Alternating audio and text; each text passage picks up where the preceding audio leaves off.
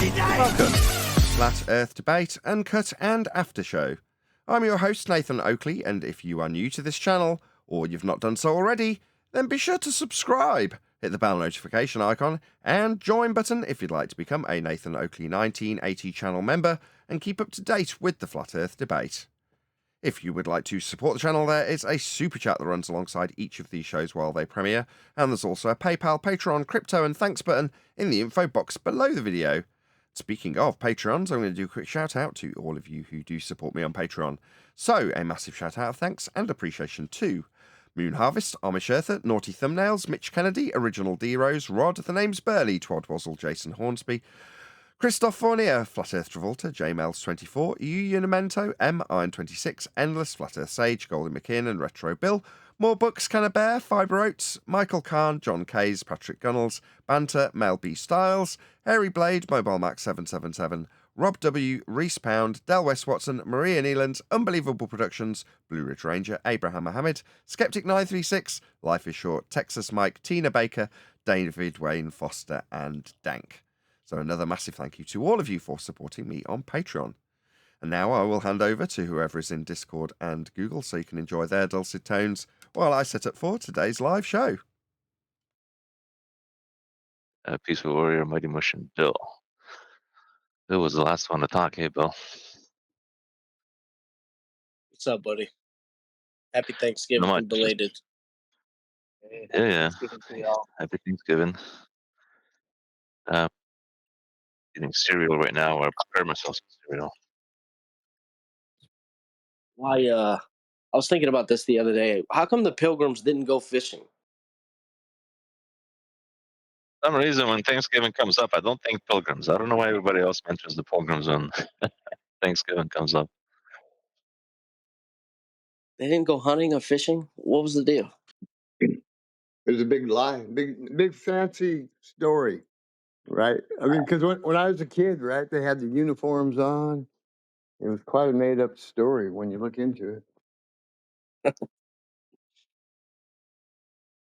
All bullshit, Steve. Yeah, exactly what it was. Well, that's what you find out, right? That's the first thing you find out when you get out here. There's an awful lot of BS out there. You don't want to get too high.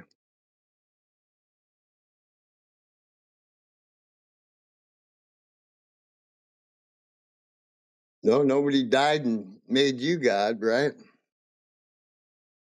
I know that's right, buddy.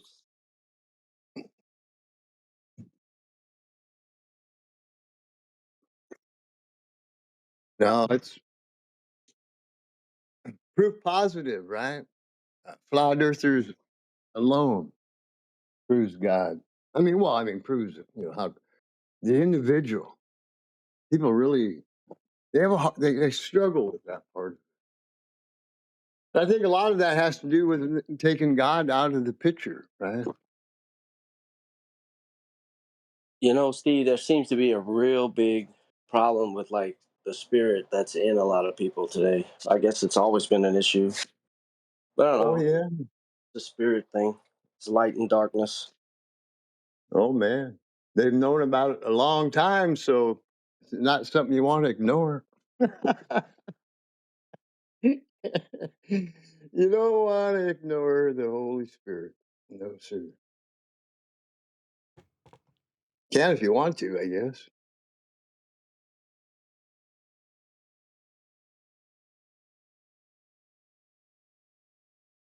Well, that's the whole thing. You can do whatever you want to, I guess.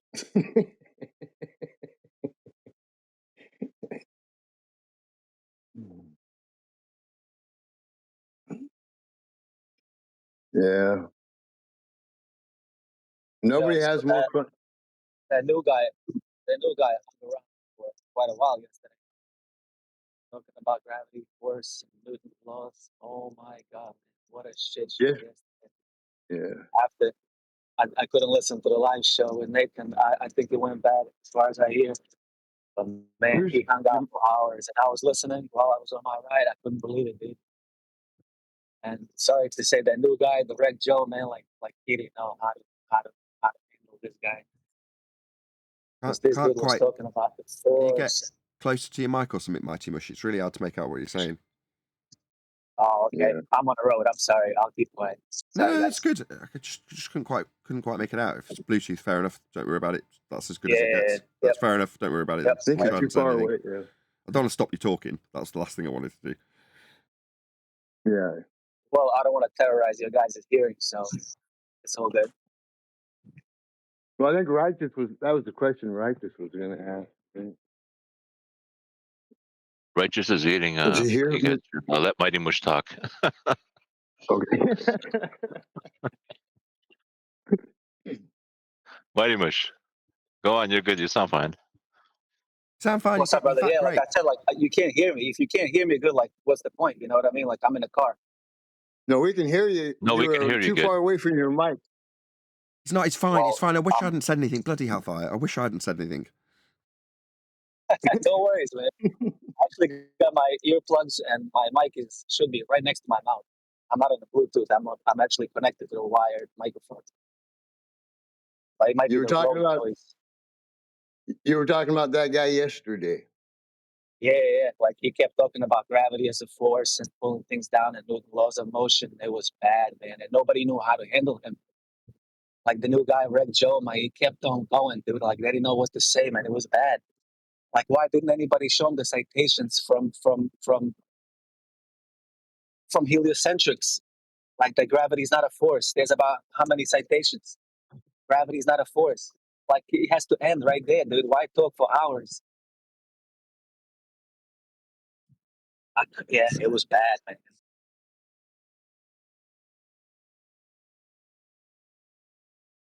Yeah, I don't know. Well, I don't have Brian Cox's citation on hand. Yeah, where can we get those? You know, citations that QE always posts. I think Nathan knows them by heart. Like few of them. Brian Cox, gravity's not a force. You know, people need to see that. As soon as they claim gravity is a force, well, what are you talking about? Show me citation. If you can't, let me show you citation how it's not a force.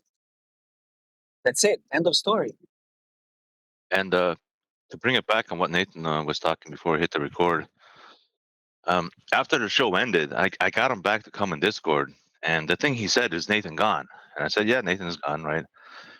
And I was asking Nathan before we recorded, should we dispense with them so fast? Shouldn't we um, keep on better terms to keep him coming back? Because we could have talked about so many other topics like science, right? Like how he understood science wasn't quite right. So there could have been like many more episodes discussing various other Yeah, topics with him. dude. He, So he that's claimed, bro, he claimed that he's a scientist. He's been doing science for 30 years. Are you serious? Like he didn't even know what scientific But- method is. Like he didn't know anything, dude. I'd rather hear it, Mush. Most people are in agreement with you, and they're the ones the most vocal. You know, because they're typically people who've spent a reasonable amount of time in this arena and are pissed off because they're constantly being berated by the opponent where it isn't justified.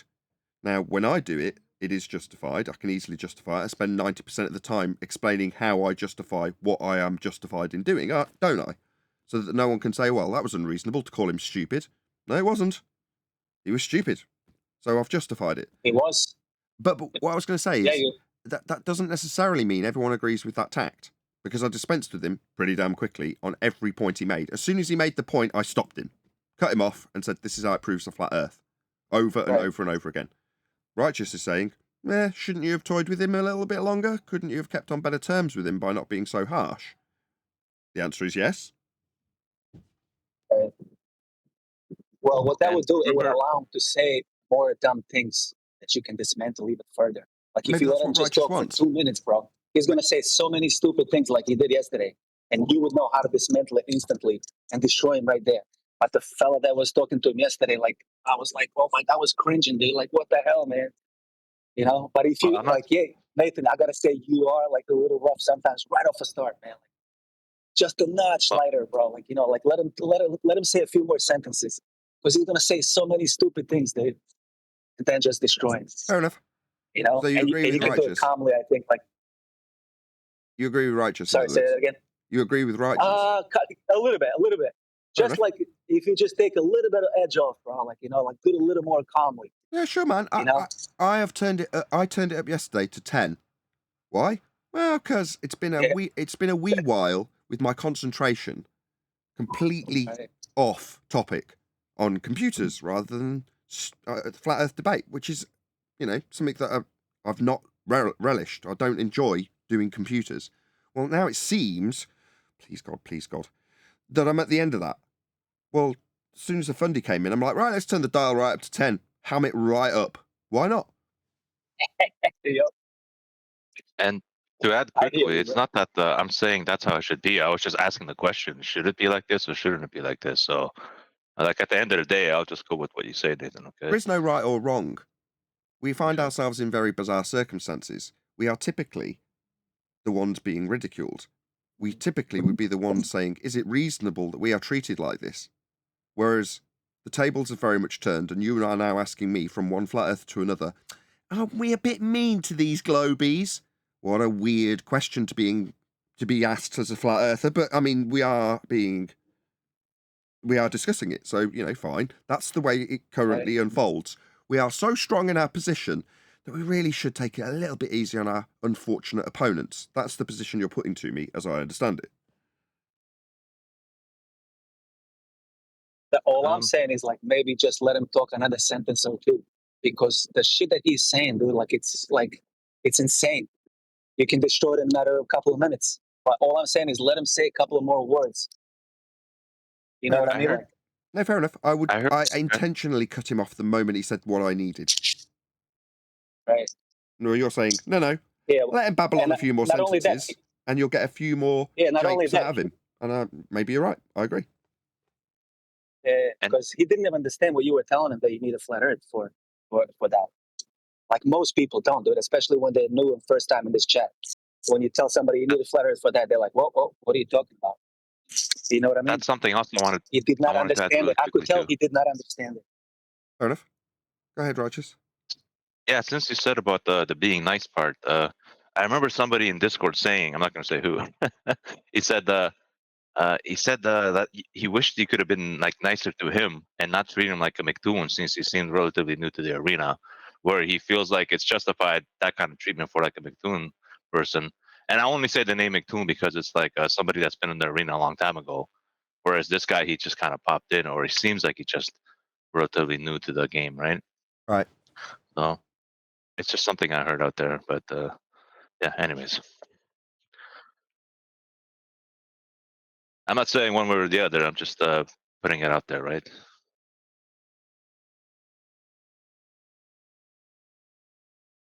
But yeah.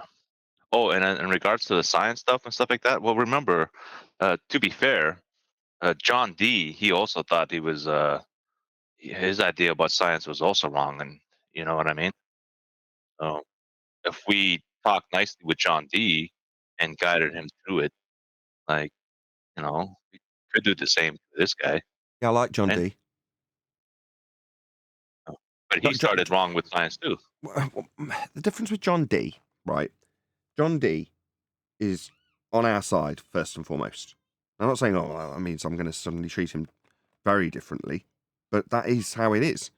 Because he's on our side, I'm going to take the time to appeal to him because he appreciates straight off the bat that I'm not coming from a place that's not akin or in line with his place. Do you know what I mean?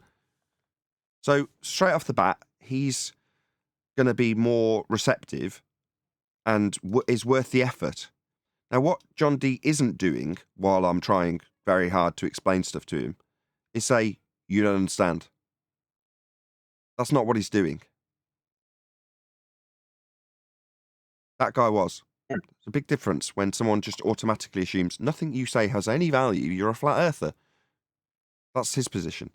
So why am I going to take the time and trouble to say, what you understand, gently, isn't really science. I know you used to lean on that and give yourself credence with it, but I'm really sorry to tell you, it isn't actually science. We all were taught what it was in 5th grade, and here's what it really is. Your line of work isn't that. Sorry. I know that's hard to swallow, That's what I did with John Dee. Not in such a pedantic way, but that's essentially what I did with John Dee. You're saying, why didn't you do it with some random globe believer who's coming here to tell me I don't understand? No. I'm going to rip his arsehole through his throat. Tell me I don't understand. How dare you? You're going to get my hackles right up. And he did. In that respect, I mean, don't get me wrong, as I've already disclaimed, I'd already decided I was going to ham it right up. But ultimately speaking, he is still here just to tell me I don't understand. He's not here to listen. He's not here to comprehend or understand. He's here to talk through the bits he doesn't like, straight through the top of it, ruining it for the audience and for Discord. And, as I say, tell me I don't understand when he hasn't comprehended a single word he hasn't listened to. So no, I'm not going to take the time with that kind of arsehole. No thanks. All right, I got you.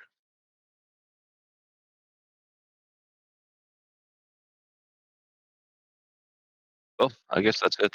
That's all I kind of wanted to say, so to say.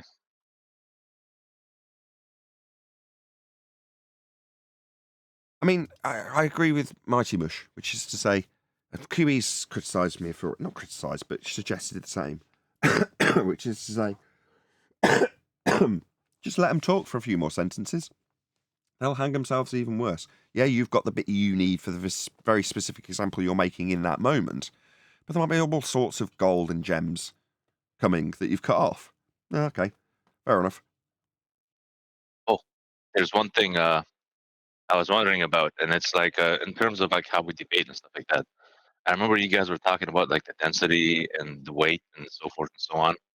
And I noticed you actually red herringed into the baseline thing. And I was like, no, we're jumping from topic to topic kind of thing. Sorry, And what did you? what are your thoughts on that? I didn't. You said I red herringed from one thing to another. What are you saying? What? It went off into the baseline. You said you're gonna need an FE for that, right? Because you guys were originally talking about buoyancy and density and all that stuff. That was my And bad. you I didn't fully comprehend Brian's example. So I attempted three times to rephrase that which I had not understood. And Brian's getting more and more agitated with me because I haven't understood it. Now, after the fact, Brian got very angry with Arwin because Arwin's interjections. If I'm confused at the end of Brian's example, I hate to say this, it is Arwin's fault. Because if it just gets delivered by Brian, even if it takes a little bit longer, it will be 99 times out of 100 good enough for me to understand it, to paraphrase it back to him in the moment. I might not understand it the following day, or be capable of paraphrasing it back to him the following day, but in that moment, if I have paid attention, there's no reason why I shouldn't be able to paraphrase back what he has said. But with Arwin's interjections, it got convoluted to the point where I was so confused I couldn't parrot it back to get the discussion back on track, which isn't typically a fault of Brian. That's not a trait of Brian. And afterwards, after the live show, Brian explained that back to me. And I'm like, well, I was trying to paraphrase it back. And he's like, yeah, you kept getting it wrong. I'm like, yeah, I did. My bad.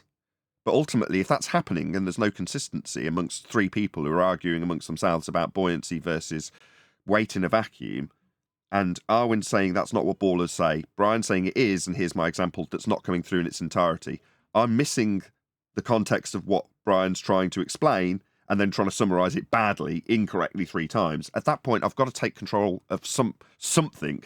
So my non sequitur onto gas pressure, when Brian's like, no, we're talking about weight in a vacuum. Well, that's got atmosphere. I'm sure he said that word, didn't he, Brian? What you're saying is very ham-handed. Yeah, absolutely. But at some point, someone's got to take control of the chaos, haven't they? That was me. It's my show. I've got to do that at some point. But it was a total non sequitur on my part. I agree. No, I wasn't talking about when that happened, when that exploded. I was talking about when it was just you and that guy, that Setsty guy or Squid guy. It's Squid with a Z spelled, right? You guys were talking with him, and you guys, I think Brian was in on it too, maybe I forget. You guys were honing in on this density thing, right? Density layers and so forth. But then he said something, and you said, "Oh, you're going to need a fat baseline for that." Yeah. And then as soon as density you layers. said that, Yeah, for density layers.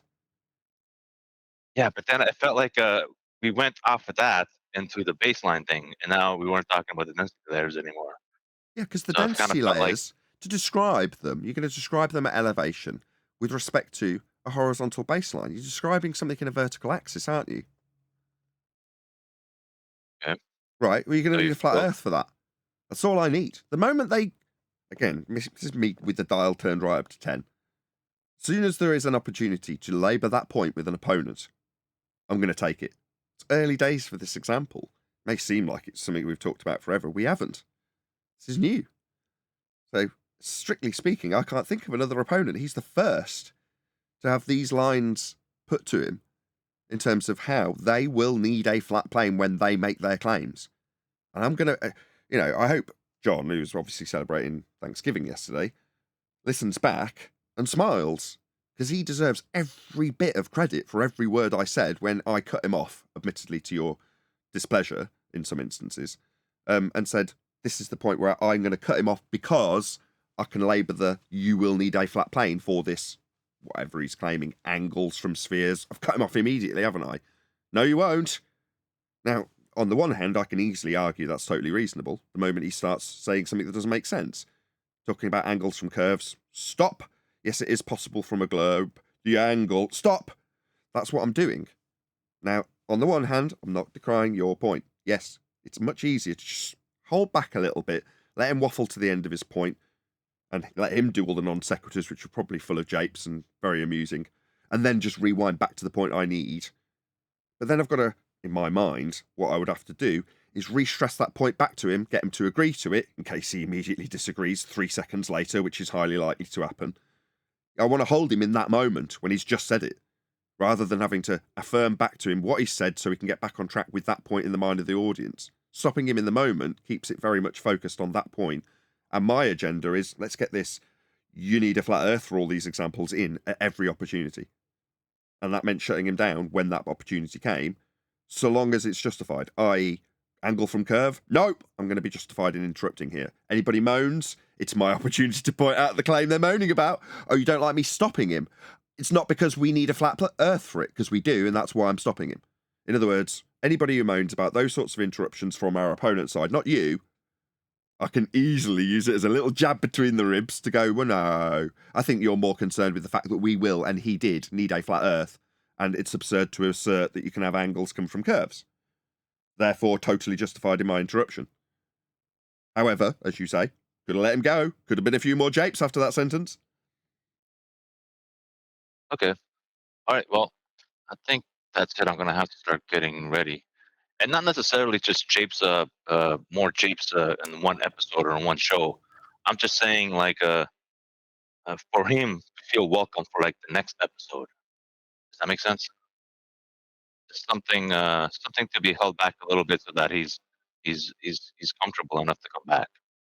Because right now, the way it is, it seems like he's never going to come back I mean, your definition of comfortable or welcome is very obviously different to mine. You are welcome to Yeah. join, and you are welcome to present your evidence in respect to the nature of Earth. And he came, slapped a paper on the desk, and went, "I'm a scientist. There's the paper. Gravity's proven." That was his standard. Now you're saying, if you're a little bit more nice to him, he'd be more willing to come back. What, and do what? Slap another paper on my desk and tell me axial rotation's proven he's a scientist? Let's be honest. Now I know him, he's not welcome. I mean, he is welcome to join whenever he likes. He's also All right. welcome to have his ash ripped through his throat when he says curves from angles from curves and things like that, in spite of how unwelcoming that may be. But I do take on All board right. what you're saying. I could be more welcoming, and perhaps I will be, based on your criticisms. All right. Well, thank you, Nathan. I'm gonna have to get ready. I'm gonna probably sign off, and thank you for those answers, and thank you for that chit chat, and everybody else on Discord and so on. You guys have a good day. Okay. Hey, Righteous, you're coming back though, right? Just kidding, Uh, buddy. See you later. around when Later, around when Righteous. Have a good day, bro. He's joking. around when Thanks. See Nathan you in a bit. finishes. I'll see you guys later. Okay. Bye. No reason why we shouldn't have an empty G Plus panel again before a live show for the second day in a running. Oh, I can wait a little bit longer for that. No. I wasn't. I thought you'd already gone. It's not a Oh, bit rude. I was just about to close the tab. But then No I heard you say obligation. that. No, it's working. That's fine. Somebody joins, even if I'm doing the middle of the intro. That's fine. I know it works, but I'm just noting the fact that it's been a bit, since Thanksgiving, it's been a bit thin on the ground in the G Plus panel, which is fine. That's what Discord's for. Exactly. All right, Discord, make me proud. See you guys later.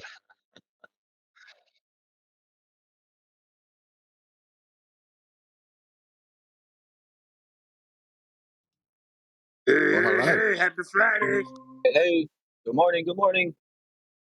We don't like to mention what day it is. Hello. It makes the shows less timeless. Hello, Arwin. Good to have you. So, we'll do a few housekeeping questions, then there's a discussion point on the table already from the pre-show, which we've been left with by a righteous force who then ran away. But that's how it goes sometimes. Any evidence of the distance to the sun? It's over there. I thought you'd like that one as an opener. It- It is over It there just gets today. smooth. Yes, it's clear skied, so it is actually over there, whatever it is. Any evidence of the distance to the sun? Well, you'd Further than have the to trees. actually confirm a precise position within space, and seems to be impossible. I mean, you could back engineer, you could calculate it to be in a specific position, but you can't confirm it though. Or when attempted, it isn't confirmed.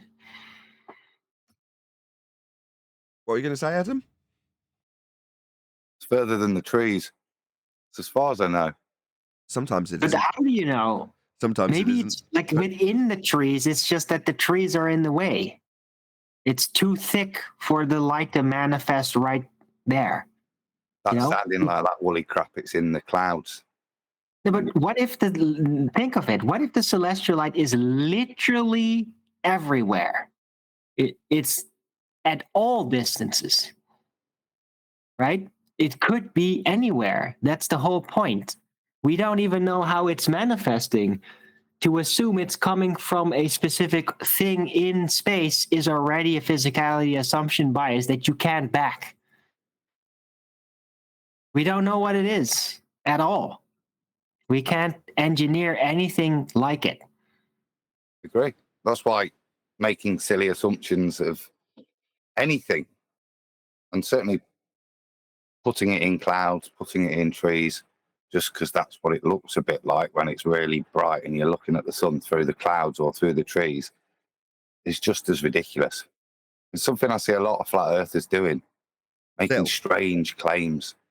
I remember debunking that about 8 years ago. One of the very, very first things, along with Mandela and clone centers and other garbage that was around, and people just didn't understand how cameras worked.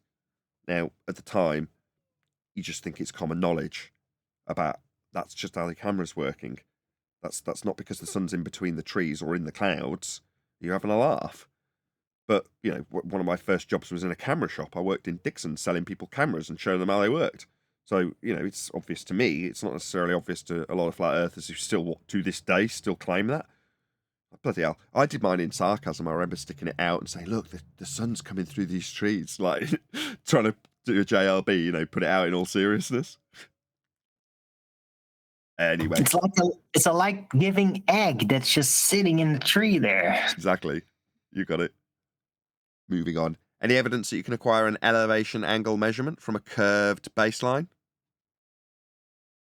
Only using curved geometry on the curved plane based off a flat plane. Three contradictions in one. Right, so you warp it into a ball, then you can measure it using warped ball geometry. And to make sure that it actually works, you undo the warp and use the flat plane and flat plane geometry.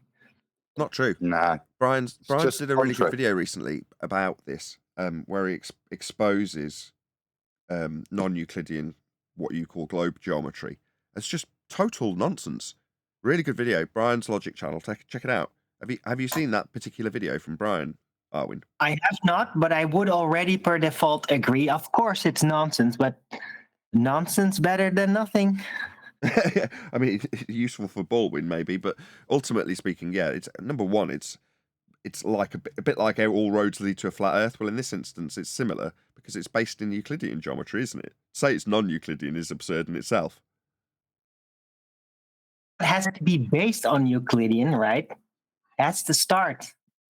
Like, the if you want start to is- create anything that's lasting, it has to be based on something that's real somewhere. So you gotta have to use that flat plane, Right, hold on. and then you can all turn it into a ball. no, Right. the start is the definition of an angle. And an angle is the intersection point of two lines, straight lines. To try and invoke a curved line means you fail instantly at the definition of an angle. Right, that's why you need to redefine all these things in order to make the geometry work. No, you can't redefine an angle. It is already defined. There's no requirement for redefinition. I don't think that's what Arwin meant. It all depends on what the definition of define is. You're using the wrong word. What you mean by definition is context, don't you, Arwin? Oh, no, sure, that works too. Well, in the Yeah, but there's context no- of there's a no- globe there is no believer context. working outside the parameters of angles and their definitions, then a curved angle's perfectly permissible, according to Arwin, in that context. Adam. That there is no context where a curved and a straight line can meet to form an angle. That's what I'm saying. There isn't a context. Even if you believe you live on a ball, it's an opposition of the definition. It defies the definition, or it doesn't meet the requirements of the definition to make an angle. To make an angle, you need two straight lines. You can't have a straight line meeting a curve. At best, you can define that as a tangent, but that doesn't mean you can take an angle from that. You could only take an angle off of the straight line tangent, therefore meeting the definition, because you got one straight line tangent and then your line. But what you can't do is use the curved line in any way to help in the definition of the term angle. It doesn't meet the definition. Well, I disagree based on absolutely nothing. Yeah, and that's what will happen, Adam. So That's it. while I obviously agree with you, you are fundamentally correct. There is no disputing that. But what Arwin's suggesting is, if I was to say to you in a really petty way, well, why do we argue about it with them in that manner then? That's the position that Arwin's trying to put to you when he says, I will disagree with you for absolutely no justifiable reason. Or better still, I'll just disagree with you, aka hand wave dismissal, when you're saying, no, the nonsense of curve angles is nonsense. Not in my world. Here's a reference. So that's where Arwin's going, and I, in a way, thank him for it, despite the fact that it just gives another opportunity for me to agree with you, Adam, if that makes sense. Weird that I'm thanking Arwin for that. You're welcome. When you get to that point, I'm not sure who said it, but it is reality is you can't argue with an idiot. And I'm not attacking you there, Arwin, but you've got to the point of idiocy, haven't you? You've got to the point where, like I said earlier, it doesn't matter, even if you believe you're on a ball, the definition of an angle is the definition of an angle. Now, if you're Perfect. I led Adam there for a reason. It was because I wanted it as a segue. So sorry to use and abuse you, Adam, but I've got what I wanted. Now you can be put away wet. Anyway, so just in the in-between, when I was running the intro, Just Bill was saying stuff that didn't make it to air because the intro was running.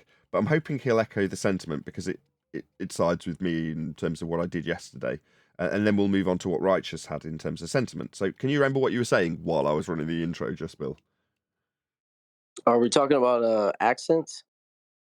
Cutting people's heads off, as in metaphorically cut 'em destroying off. the argument. Oh, yeah. Right, a quick death. Yeah, I don't believe in torture. Something to the sentiment, I don't believe in torture. I'd rather give my enemies a quick death.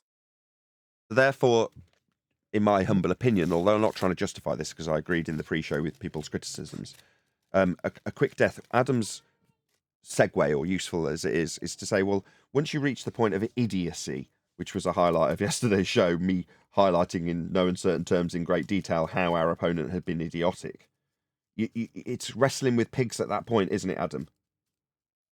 Yeah, and generally that's all you can do then is reiterate the point of what an angle is. There's no point trying to allude to pictures, celestial navigation, because this person can't get past the definition of an angle. It might be Socratic, but you are literally at the point But you have to recognise it will become futile because you can't argue with an idiot. Right. Yeah? Doesn't matter what perfectly sensible, coherent, intelligent sentence you put together, the audience, they won't hear it. Sure. So, for an example, in cognitive terms, what's going through the mind of the globe believer in this scenario? You explain that they require a flat reference plane. That's a plane that they can reference when they're measuring the ground, which they are.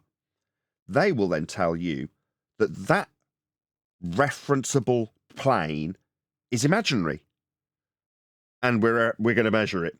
But ultimately, the reality is a dangling dingleberry that I assume below the plane we're measuring that's imaginary. So there's an imaginary ball that's real below a plane that we're measuring that's imaginary. That's his response, to tell us that the bit they're actually measuring, because it's flat, is now imaginary. It's just a conceptual plane that we're measuring. What? So the dangling dingleberry that we're not measuring and has no curves and can't have curves when we take angles from the ground, that bit's real. But the bit you're measuring isn't.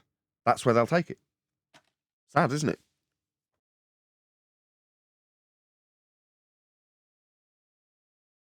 The imaginary plane, unfortunately, when you then transfer to celestial navigation, is the surface on which you're navigating. Yep. That's and that's why they'll try and conflate those two things. No, it's just we're just creating an imaginary plane to take the angle. No, that angle, that whether it's a parallel or whether it's the surface you're using, the angle you take is commensurate to the surface you're navigating upon, not to a tangent to the surface. You can't do anything to navigate on the tangent to the surface. You have to navigate on the surface, and the surface is the thing that generates the angle. If I prerequisite, it has to be flat. Earth is flat. That's how it's built on. That's how it's navigated. That's how it's mapped. It's obviously, observably, navigably flat. There's no other way to describe it.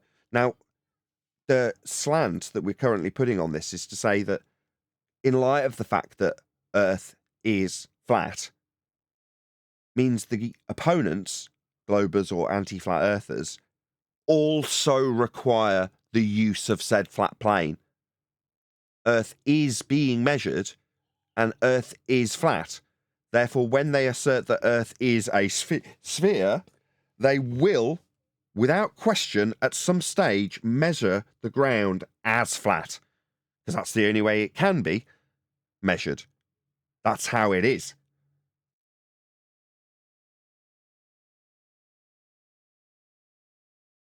So, with that all being said, the criticism from Righteous Force was to say that rather than taking my opportunity when it arose to cut the guy off at the knees, and in figurative and literal terms, cut him off in his sentence when he asserts a flat plane, or contrapositively, or whatever the word is, by contrast, say, I can get an angle from a curve, or this is possible on a globe, the angle, at which point I'm stopping him and saying no. Now, Righteous was saying, well, if you'd have just been a bit less keen to stop him at the point that makes your point, I'm paraphrasing, adding my bits in, then maybe he'd feel a bit more welcome next time. Now, my response was, why would I want to make him feel welcome? He's only here to tell me I don't understand, simply because I'm a flat earther and he feels he's more intelligent than us.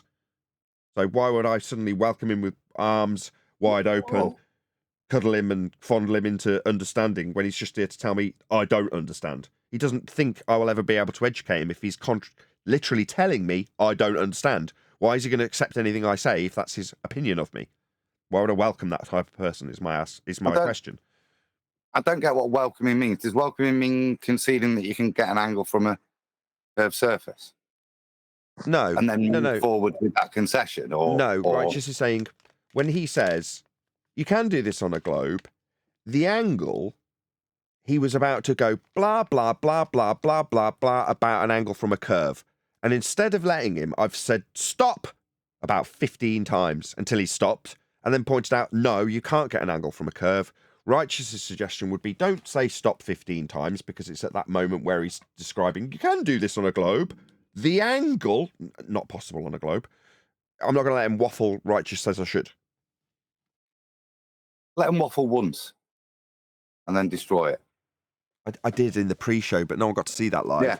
Yeah. So, but you can only do it once. You're not going to, especially if you then take your time to explain to him why that's incorrect, then he's either not listening or he's just going to keep regurgitating his diatribe, isn't he? That if you've done it once and you've addressed it and he ignores what you address it with, then you should be shut down, I think. But you can't assume he's definitely going to go into the same rhetoric that we've heard a million times. But I suppose you've got to let him have that rhetoric once. Whether that's in the pre-show or not, once is sufficient. Yeah, well, it's one of those. I'll put it to you guys if you're in the chat right now. Your opinion is equally as valid. You're the audience, after all. So Righteous, yes, his opinion's valid. He's a panel member. He's one of our moderators. He's highly valued here. But that might be an audience member, but he isn't, if you know what I mean. So in that respect, I'd rather hear what you guys in the audience would. Which side do you take? Are you on Just Bill's side? No cruelty to animals. You've got to be kind by chopping them off at the knees immediately when they make those mistakes. Don't let them waffle on into nonsensical gibberish when they've already said what you need. Alternatively, Righteous's opinion was, no, let them waffle through to the end each time. Adam's opinion is, let him do it once, which I did in the pre-show. He got, 5 or 10 minutes to waffle through with a couple of the other people on the panel with me listening intently, which he may or may not have known. But, he got to make his claims. But yeah, just let us know from the chat. What do you think? Should the opponents be allowed to waffle off into La La Land for the sake of them feeling more welcome and willing to return? Or should we cut them off at the knees as soon as they say curve angles or something equally stupid? Should really open my chat so I can actually read what people are saying. Let's do that. Quick look. Hello, by the way, everyone in the live audience. Nathan, it depends on the opponent. When you get the professional anti-flat earthers like McToon, Dave McKeegan, FTFE, those we should give no quarter, basically. But when it comes to amateurs, just let them waffle a little bit and then, slap them across the face and let them know that what they believe is wrong. Okay. Michael Kahn from the chat says, off at the knees. Yeah, that was the general sentiment in the comments. Right, yeah, cut them off at the knees. Hopefully we'll get a few other opinions. But I agree with you. Perhaps it's that attitude that I'm extending as a consequence of anti-flat earthers like the list you just gave, that leads me to be a little more harsh than is necessary to your average newbie. And his appeals to, I've only been in this arena for 2 minutes. My attitude was, I don't care. Talk crap, expect pain. I'm not asking you to care. But I'm thinking more from a listener's point of view as well.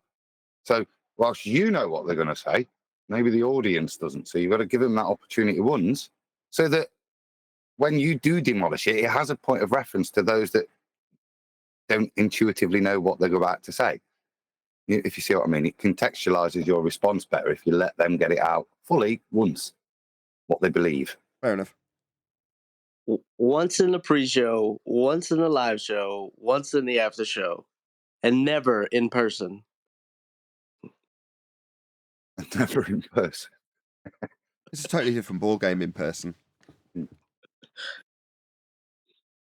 So you think one per each show?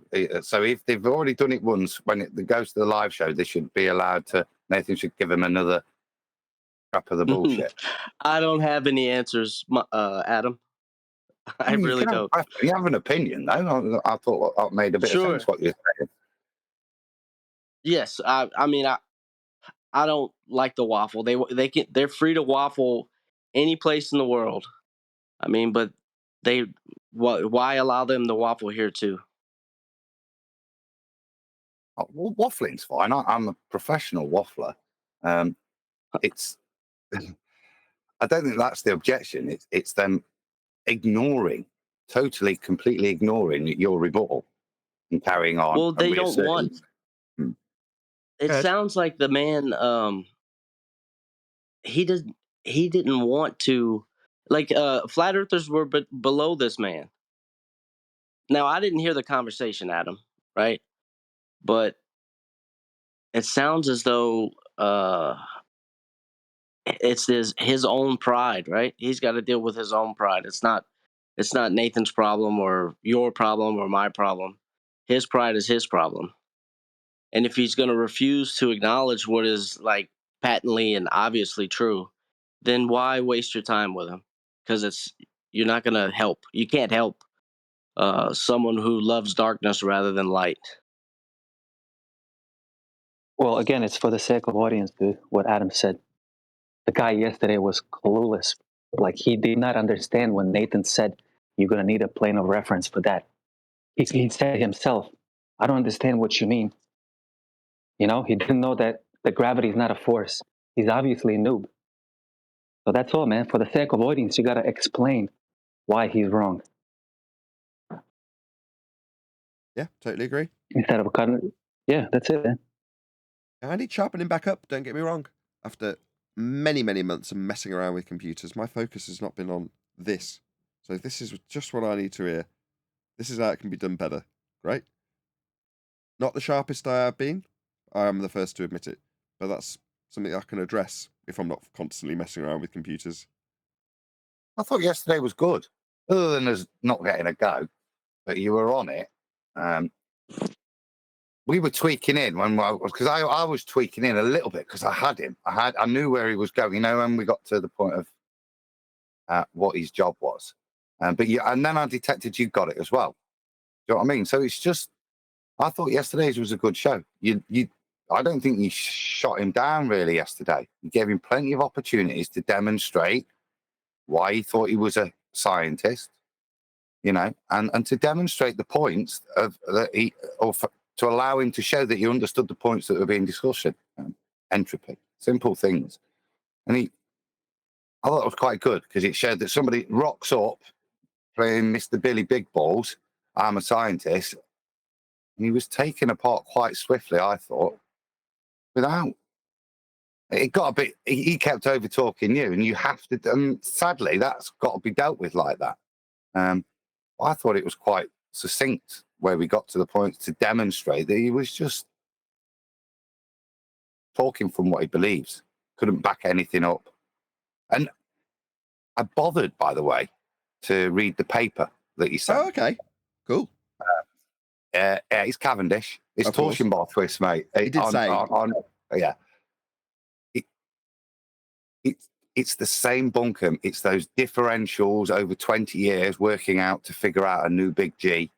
But fundamentally, yeah, it's a Cavendish, but they use a 13-ton mercury bed to try and keep temperatures and things stable. But it's still a Cavendish. It's still a torsion bar twist, trying to claim that any differentials was to rule out pressure, temperature, air, all sorts of other things. Then any differential that remains must be the attractive gravitational force of mass attracting mass In their man-made device. Yes. Good paper though, but it was the same. So the summary we requested, you've just given in about, what, a minute and a half, tops? Yeah. Cavendish on a mercury bed. You can summarise it in a sentence then. Yeah. Something we asked of him. But his response was, whenever I bring up Cavendish, oh really? Newbie that's only just got here. Whenever you bring up Cavendish, flat earthers object because blah, blah, blah, blah, blah. Well, why are you bringing it up then? Clearly you've not listened to a single claim, but you want to slap it on the desk and say I'm a scientist and say there's gravity proof without going through a single word of it. Adam, who's taken the time because he's, what's the word? Geek. No, I was going to say conscientious. I just don't think that's the right word. Is it conscientious? No, it's just geeky. If somebody puts something down, I like to read it. It's worth skimming. Thorough, that's the word. Because Thorough. Adam's thorough. He's gone through what the guy claimed. Me, I didn't even open up Discord to have a look at it. But, you know, that's the difference between me and Adam. I'm incredibly lazy. So it's not geeky, it's just I'm lazy or not. You've done what should have been done, which is go through the paper. But Now we know what it is and what it isn't. Proof of gravity, that is. It's not proof of gravity. It's 108-year out-of-date rhetoric that he thinks is a force that doesn't exist anymore and hasn't existed for over 100 years. There we go. There are several people in the chat that echoed the sentiments that most people have echoed in the comments, which is, yeah, off with his head. Dispense with him quickly. But that doesn't change the fact that I do absolutely value Righteous Force's opinion in this regard, because there's going to be plenty of other people who have the same attitude. And, it's striking a balance, refining what has already been sharpened. It's become dull through computing. So that's okay. It doesn't take long to sharpen up a very good blade, which I am. Anyway, so yeah, that was good. Check it out. It's yesterday's show. So I'm sure we will have other fundies that will come past our path. Welt's Hammer, for example. We don't know who he is. He's a newbie. He might be a budding, keen anti-flat earther. We just don't know. Hello, is it Welch Mertz? M.A.? How you doing? I'm actually a flat earther. One more time? Actually a flat earther. Oh, it's Flat Arthur. Yeah. Oh. No, he's a flat earther, not a it's not Flat baller. Arthur. He's a Flat Earther. That's okay. That's allowed. Accent. Hello.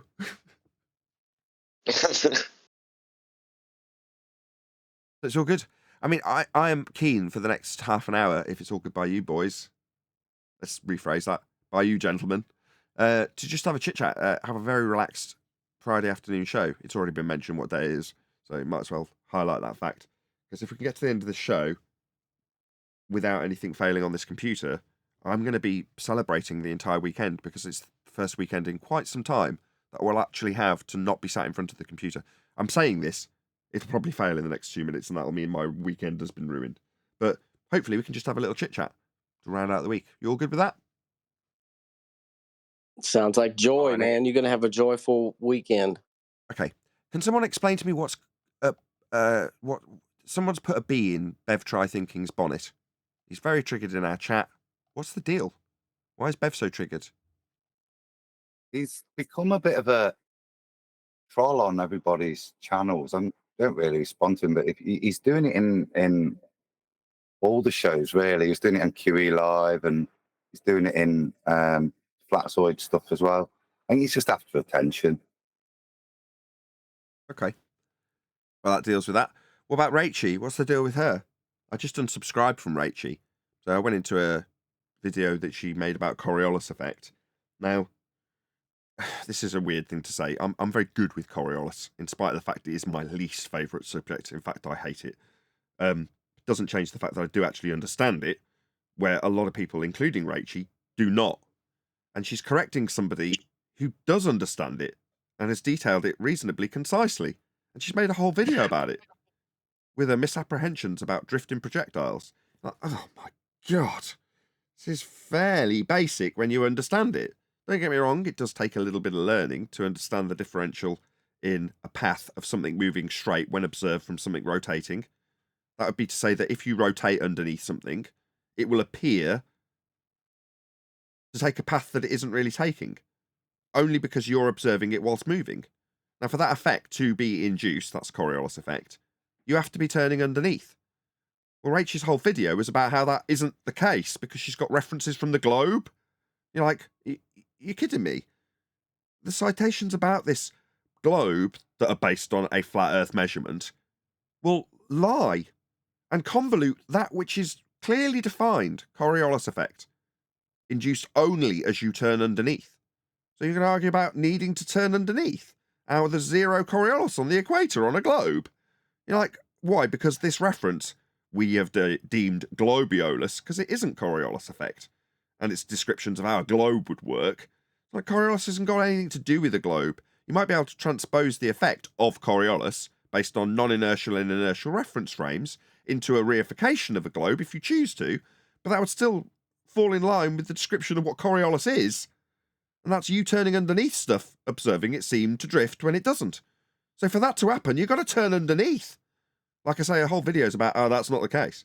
You're like, well, then you're dumb. Unsubscribed. Bye-bye, Rachie. Get out of my life. Get out of my subscription field. You're dumb.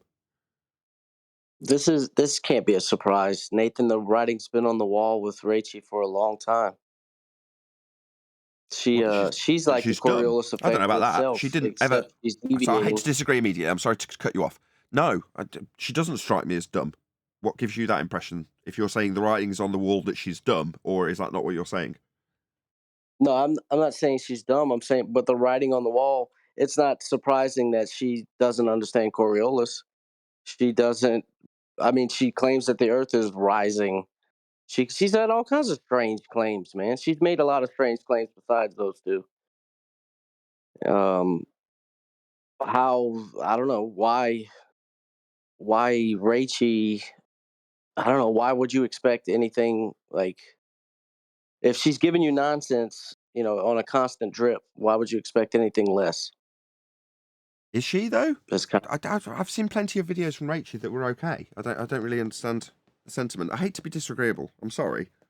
Past tense, Nathan, what you've watched. I think what the gents in Discord's talking about is probably the past 6 months to a year where, yeah, I could cite some of Rachel's videos in the past where she's took ballers apart very eloquently. Yeah, yeah, me too. Yeah, but that's not what's happened in the past year. She's first of all turned into an Umi, aren't she? Upward moving earther. We had all of that. Umi? Oh, I like it. Umi? That's so sweet. Oh, that's so cute. It was either Umis or Uris. And we thought Umi. Umis is Let's stick with Umi. Excuse me. Yeah. Umi is horrible. That's like German or something. Yeah. And then we've got her going on and arguing for a ball. And now she's, I think, admitted she is back on the ball. I was in chat with her the other day on a Flatzoids where she was telling me the reason you can't measure the one-way speed of light, you have to do the two-way speed of light, is because of Einstein's relativity. She seems to be pumping all sorts of disinformation out there now and has no care about what crap or even the quality of the crap she's putting out, hence what I just quoted. Lots of people, I don't know, you look at it, were these people genuine in the beginning? It's not really. Genuine to really behavior. Hold on. Genuine to careless word. No. Did they have a flat Earth belief? Let's be more specific, Rachie have a belief that Earth is flat?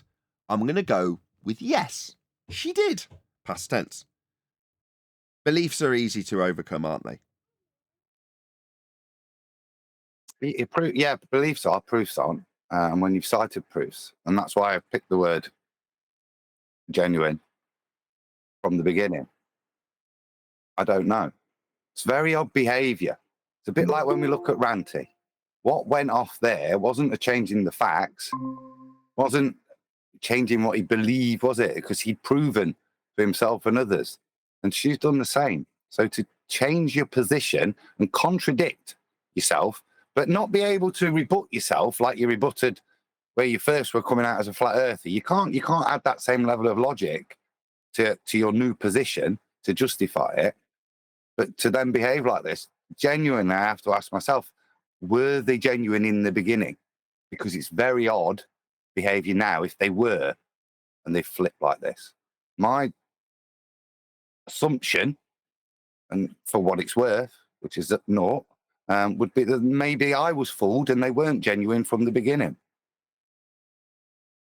Hard to know. I mean, in the last year, like I say, my focus has been way away from where it should be in terms of flat Earth, and with the exception of while I've kept the show ticking over just about, while that's been going on, people like Dell have come along to the show because we've been discussing it, because you guys have got your ear to the ground and you let me know, and then I react to it, and then typically they'll attack me even though I've only been informed on my own show, so they know as much about what I know as they've seen on the show.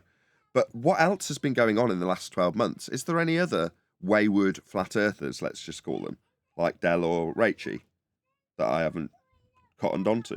Maybe you can let, again, from the chat, this is a bit more of an interactive laid-back show today, so if you want to let us know, over the last 12 months, my ear has not been to the ground. in Flat Earth, and that is very much to my detriment. I'm not Mr. Current Events when it comes to normal news because I don't care about any of it. It's all fake. But when it comes to Flat Earth, typically I do know what's going on. And at the moment, I don't feel like I do, but I need to get back to that place. So I'm not promoting people I shouldn't be, or, you know. Also, I want to do a shout out to OBE Lines. He was one of the people who actually responded when I asked about my attitude towards that guy yesterday. He was like, do what you do. OBE Lines has got a channel that I watch. So he's one of the members as well. So he's whizzing his way on the live stream chat now, if you are in the live stream chat. And he noted that he'd managed to get himself over 2,000 subscribers, which he tends to hover around, after a shout out from me. So, I mean, if I could influence people to go and subscribe to OBE Lines, if you like cats, he's also got Chronicles of the Cats, which I'm sure is obviously very much off topic, but there we go. He's got a second channel, which you might enjoy. People like cats. What can you say? And he chronicles them.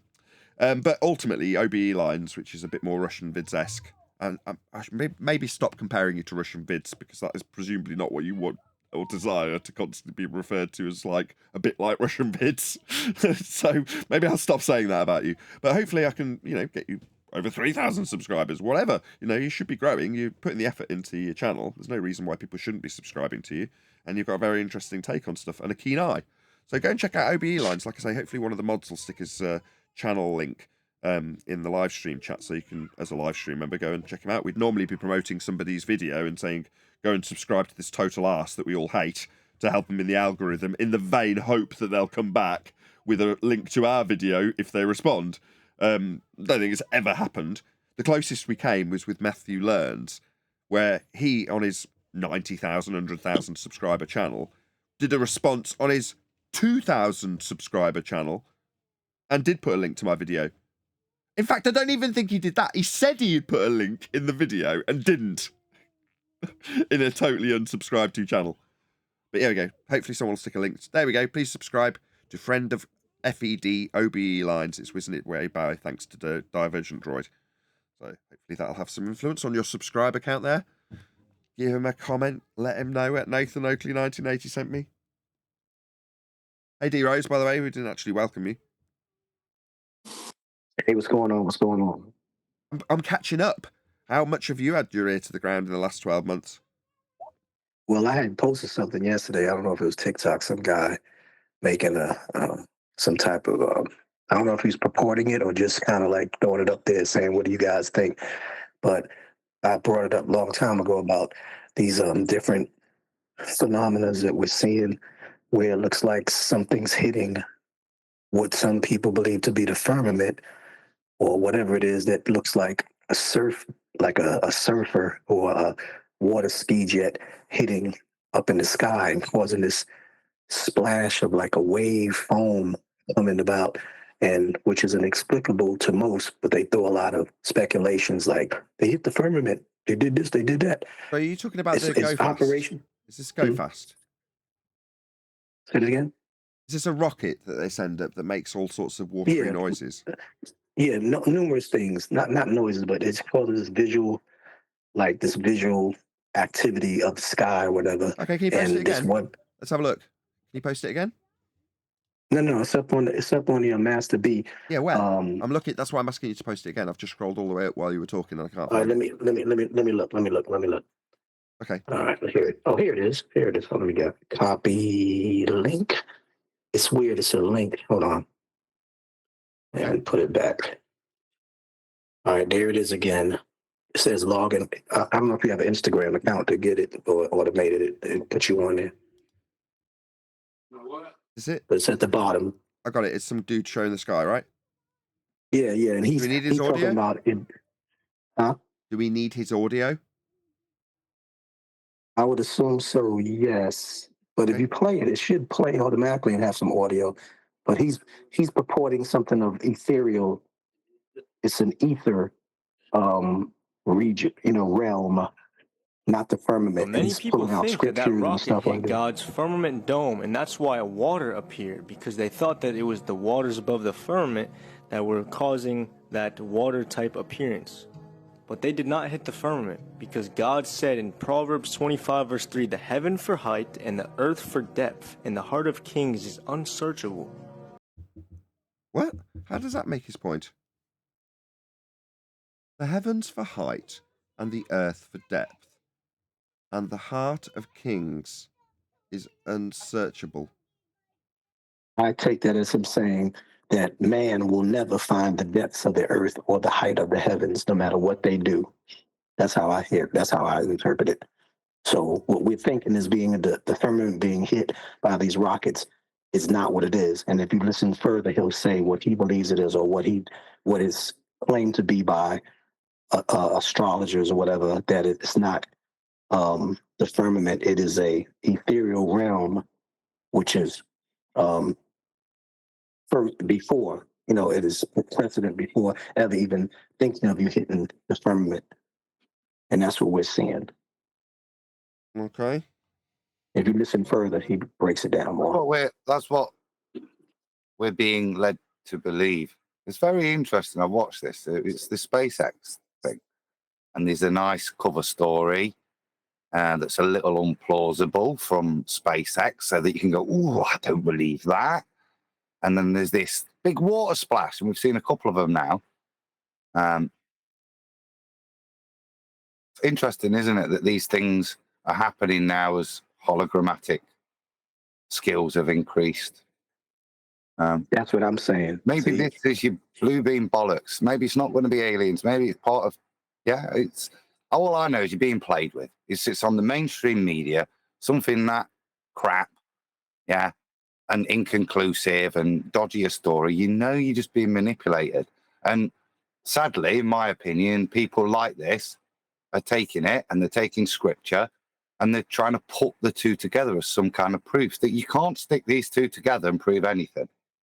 Yeah, you do not know what you've been fed in the media. Read your scripture, fine, but don't take the crap that the mainstream give you and try and use that as proof. They're just playing with your minds. They will never be able to reach the firmament. What you saw was a superfluid realm called the ether that they are hiding from you. Did you? Realm of superfluid. Did you really? Is also known as the blue air. And there's actually explorers who trapped samples. Blue air, eh? That's not all it's known as. See Quantum Eraser's list where he's got about a bazillion different things that ether is. Of this air. So when you see this, that blue air one, Nathan, that is the manner of the gods. So manner of the gods. Yeah, it's the manner of the gods. So that's one of the earliest definitions of ether. When they say up there in the ether, I'm just confused. The blue air. Stop. I'm really confused. Sorry. Manner means like food or something, doesn't it? Yes. Yeah. Exactly. Food of the gods. The sky, the blue air is food of the gods. Okay. Yeah, that's the first etheric thing when they're looking up and they're saying that, and that's the manner of the gods, the ether up there. That's the old, just first description of just that realm that you don't know what it is up there. And then they attribute myth to it, don't they? You see, so it's this blue type liquid. You're seeing the superfluid ether realm that's above us. Because see, that's very different, though, isn't it? Superfluid realm. So he's now describing ether as a physical state. It's not some non-manifested state. It is that thing up there. It is that fluid. That fluid is ether. That is very ancient way of viewing the first definition of ether. It's not some hidden metaphysical thing. It is the big blue sky where the gods live. It starts at about 73 miles up, and it because is not the firmament. It is a dense realm of air that is referred to as a superfluid. Back then, they used to believe that the ether permeated space. The reason they're hiding this ether from you is because it actually proves that the Earth is hiding it from you. How do you know about it? I mean, you just made baseless assertions about what it was with no evidence to back them. Now you're telling me that something's being hidden from me. This makes no sense. Finally, we're over 100 people watching. 110 people watching. Woohoo! Thank you very much to all of you who smashed the share button. If you've just joined us, please share the show. It's not moving at all. So I want to show you this document here that's talking about the ether, right? It's normally transparent, meaning you can't see it, but it can be made visible by hitting it sufficiently hard to knock out a part. Because... Why would that be? I don't really understand what he's babbling about. These are all baseless assertions. Alright, so we know that ether can be made visible when... Oh, we know that now, do we? Oh, sorry. There was me thinking that I'd just pointed out as a baseless assertion, but you're now pointing out as we now know this. Because... It's hit by something, right? So that would be an affirming the consequent formal logical fallacy. Right? Yeah. If firmament, then when you hit it, it does X. We hit it, and it did X, therefore firmament. If P, then Q, therefore P. So affirming the consequent formal logical fallacy is just used. Now you see the superfluid realm being hit. Now you see. Now look at this moon footage. You have these little waves going across. Here goes another one. Okay. Yeah, I see that. And... So we know the moon is traveling through this ether type realm. Oh, I see. You see something on a camera, therefore you know the moon is travelling through superfluid ether. That's No. Crow 777, isn't it?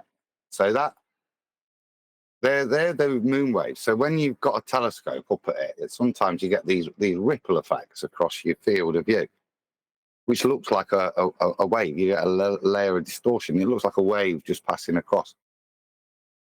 Again, you see, if I see a lunar wave and there's water between me and the moon, I do see this visual distortion.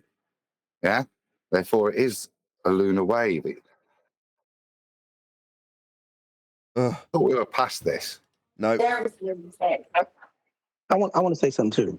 With the young man, may I, real quick? Yeah, go ahead, D. You're on the panel, mate.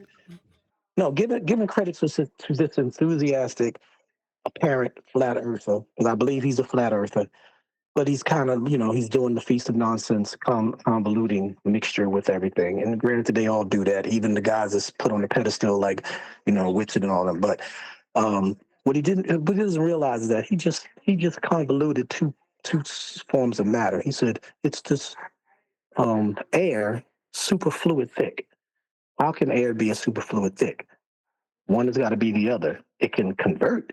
You can convert maybe water into steam if that's what he's talking about, but you can't have a superfluid thick fluid and say it's air. So he, right off the jump, right out the gate, he said something that was just like a feast of nonsense, asinine.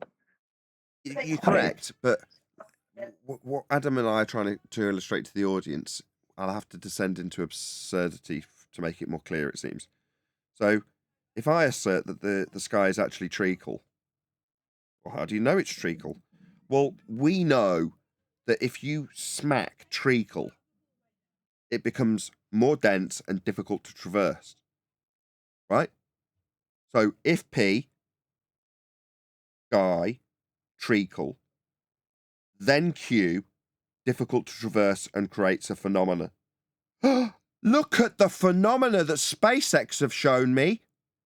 Therefore, the sky is treacle. Okay? That's what he said. Oh, my bad. He didn't say treacle. I messed that up completely. He said ether, didn't he? Yes, exactly the same thing. Other than treacle's actually real. What?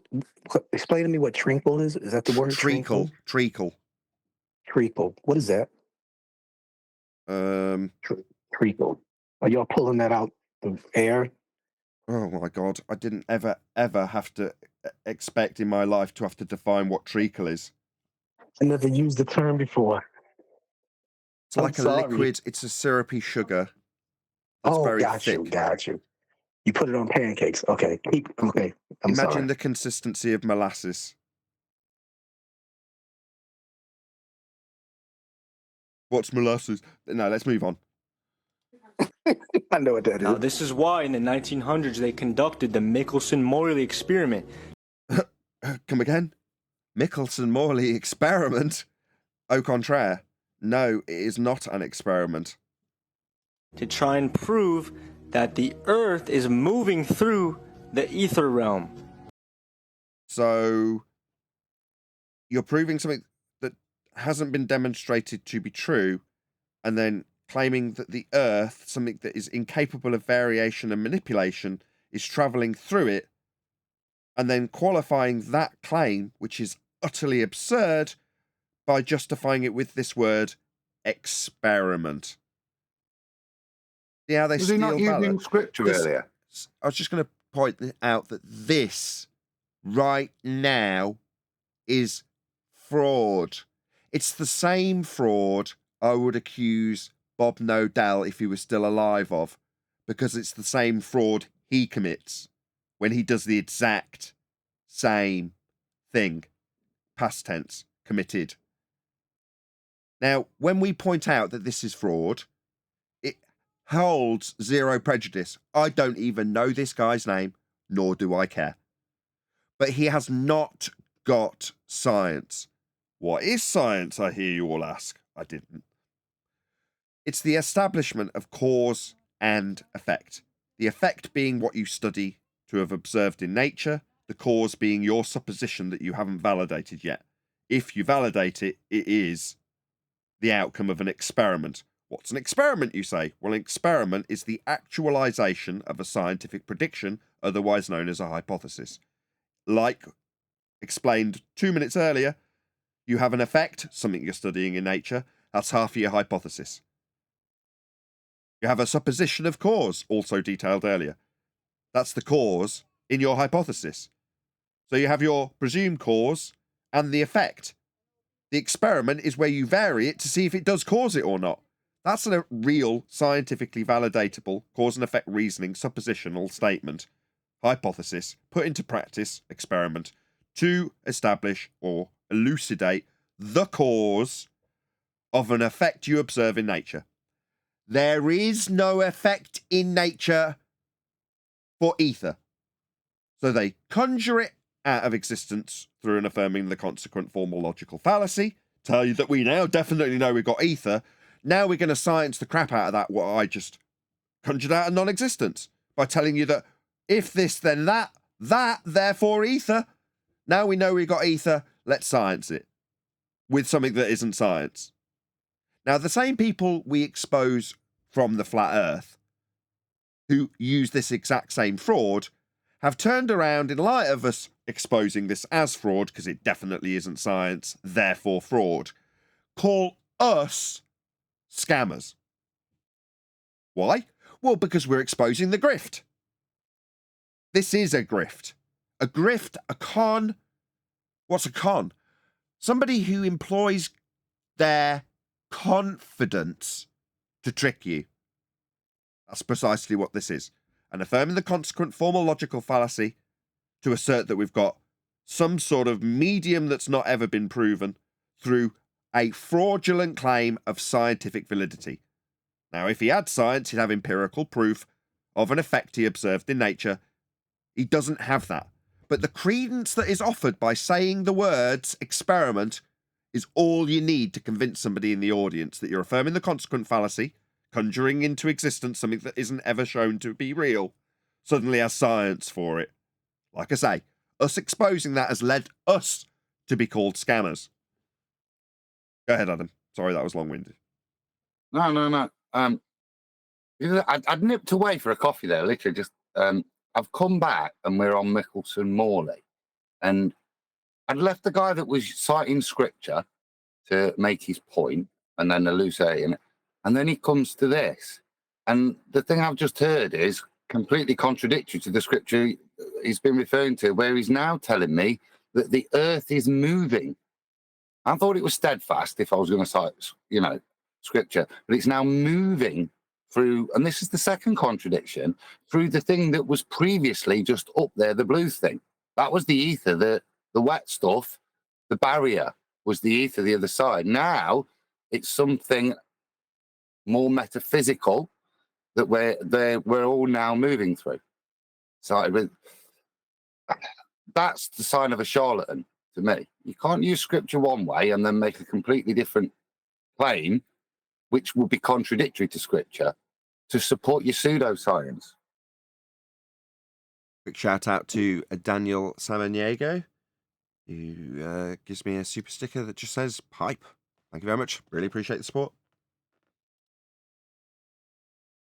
And from what I gathered, when the gentleman said about the moon traversing through the trickle or the maple syrup thin version, whatever you Maple want to call syrup. it. Maple syrup.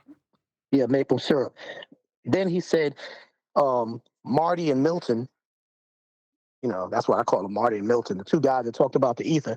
Then he admits that they were wrong, that we are not, the earth is not. However, he then says the moon and the other celestial bodies are. So he's like doubling down, tripling down on the ether belief. So he's an etherite. But then again, he's someone that is opposed to the Milton and Marty claim that we're all moving through the ether.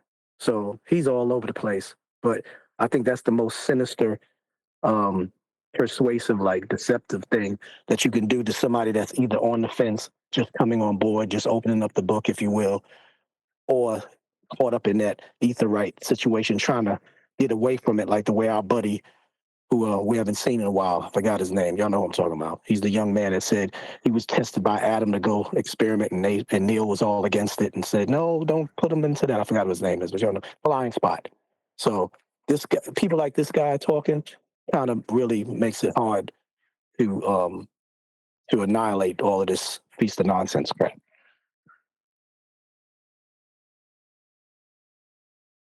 This would prove for them that the Earth is moving through space. Because remember, they said that the ether permeates space, or makes up space. Well, guess what? They said that, did they? Wow, that's so amazing. I said it was treacle. Lo and behold, they did not observe the movement of the Earth through this ether realm.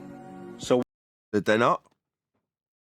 what did they do? They pretty much proved that the Earth is not moving. It's You don't need to take it back then. You don't need to prove that the Earth is not moving. You don't need to prove non-existence of movement. If it's an affirmative claim that you have movement, it is up to you as the claimant to prove that. But say, okay, well, your table is moving at 1,000 miles an hour. Is it? Prove it. Well, you go ahead and prove it's stationary. What do you mean prove it's stationary? It's not moving a bloody inch. I don't have to prove anything. But right, so the point here is, what would a Michelson-Morley interferometry setup? What's it measuring? Yeah, what are you measuring when you do that? So why would you make the claim, irrespective of the outcome of the results, that those results will mean the Earth's moving, the sky's moving? Why would you think a device like that could do that? And no one still can explain, other than, oh, it's just ether. It's just a false interpretation of that device. That's all we've got here, irrespective of what the results of the bloody machine are. Yeah, regardless of what the machine says, there is no phenomena being studied.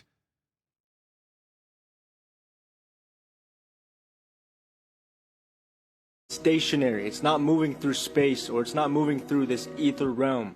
Of course, because God's word is true. He told us the world is established and that it cannot be moved. So then what happened? Einstein released his special theory of relativity. And then the physics community started to accept that the... Yeah, that's the problem. The real frauds of this story. The physics community? Physics, that's the study of the physical and natural world, aka science. Science is a method that establishes cause and effect reasoning or elucidates the cause of an effect you studied in nature through systematic experimentation based on a scientific prediction. But here we have him pointing his pinky at the physics community and how they began to accept something. Acceptance isn't anything to do with science. There is no acceptance when it comes to me showing you that something caused something else. I couldn't care less if you accept it. It is what it is.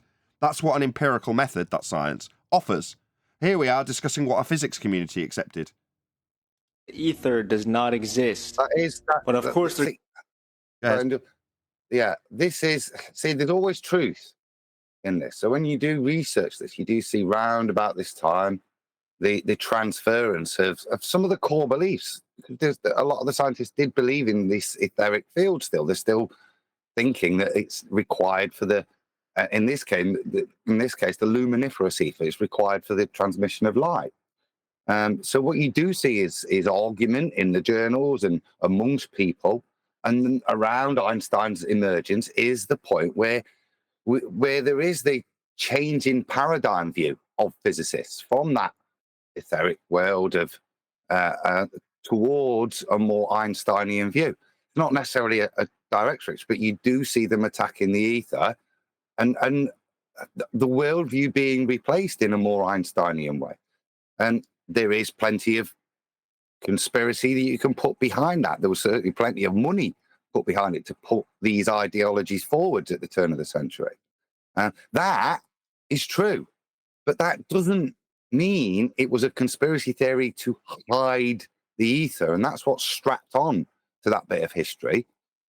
That it's all a conspiracy to hide and away from us the ether. It wasn't really, from my perspective, it was more. It was a paradigm that was moved away from as it became less and less relevant, particularly at the point where we're recognizing that light isn't a wave and its behavior can't be explained as a wave. It's not a wave, it's a particle. Then the need for the luminiferous ether ceases. And that, to me, is the real reason why you see this shift.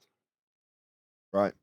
Bit of a ramble, but yeah. Oh, perfect. Well, I don't know who he is, but I've put his link so you can go and let the guy know at Nathan Oakley 1980 on YouTube sent me. So hopefully if he was ever to respond to this video, someone will hopefully know what his name is and let me know so I can put his name in our title for this live stream. But with that, I'm going to say first and foremost, huge, massive, enormous thank you to all of you in the live stream for liking, commenting, sharing, subscribing, and all that good stuff. If you're watching on a premiering stream, that would be to say an after show, then stay tuned as there will be a full after show to follow. Let's just pause this recording. Where's my mouse gone? Disappeared. Maybe I'll do it after the outro. I've been Nathan Oakley, and I'll see you all in the next video.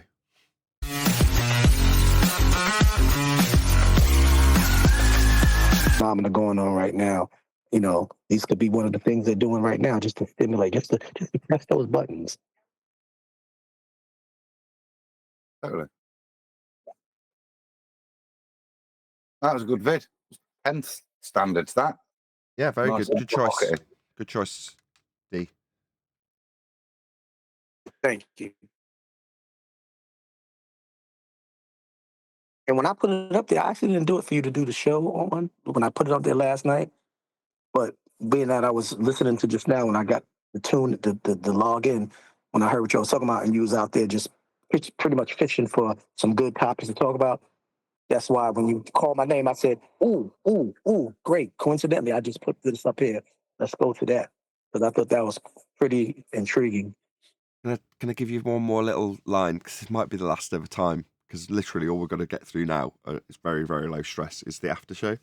But that obviously went off with a hitch. And this is literally the first time ever since owning this computer it's done an entire week without crashing. Now, during the week, what I've been doing is I've just got a brand new graphics card in it, literally at the beginning of the week. And I've been finding the voltage that it'll work at nicely to not overheat, obviously run efficiently. But you've then got to find what frequency to run it at that voltage, which is unknown until you test it. So throughout the week, I've been fiddling around to find that point. And I'm like, I think I'm there. I just need to, you still need to know where it becomes slightly unstable, if you will. Well, I found that point today just before the live stream started. I was elated. In other words, I got the game to crash, but not the computer. So I was testing with the game to find that point of instability. I'm like, absolutely yes. And I'd already lined up in MSI Afterburner alternatives, like slightly lower frequencies, ready to go. So without having to do a thing when it crashed, the game that is, not the system and not the live stream and not the encoder and not the recording, just one thing, the intense program. I went into Afterburner, went from setting 4 to setting 3, restarted the program, and everything worked perfectly. Just absolutely glorious. That's how it should be. Obviously, I don't want that to happen ever again because I found that point. But previously with this computer, because so many things were wrong with it, you could never hone in on one thing and get it to be unstable, like force it to be unstable to find that point, because something else would go wrong before you got there, and it would throw you off. Whereas now I can literally change one thing at a time, knowing that everything else is staying constant. Do you know what I mean? So I'm just pleased. You know, I might never ever have to waffle on about stupid computers again in this live stream. Ace. The bit that made sense to me was, and sounds a good thing, is the game crashed, but the computer didn't. That was what I was trying to achieve. So Yeah. initially, you run the card, the graphics card, and just run some software on it that puts a lot of load on it, and then you just watch what it does, see what the temperatures are, see what the frequency is, see what the voltage is, and eventually it will reach a point where it stabilizes. So it's reached as high a temperature as it can reach, and it's lowered the clocks to whatever frequency it needs to lower them to, because it does that dynamically on modern cards, and it's picked at that frequency, I'm going to be at this voltage.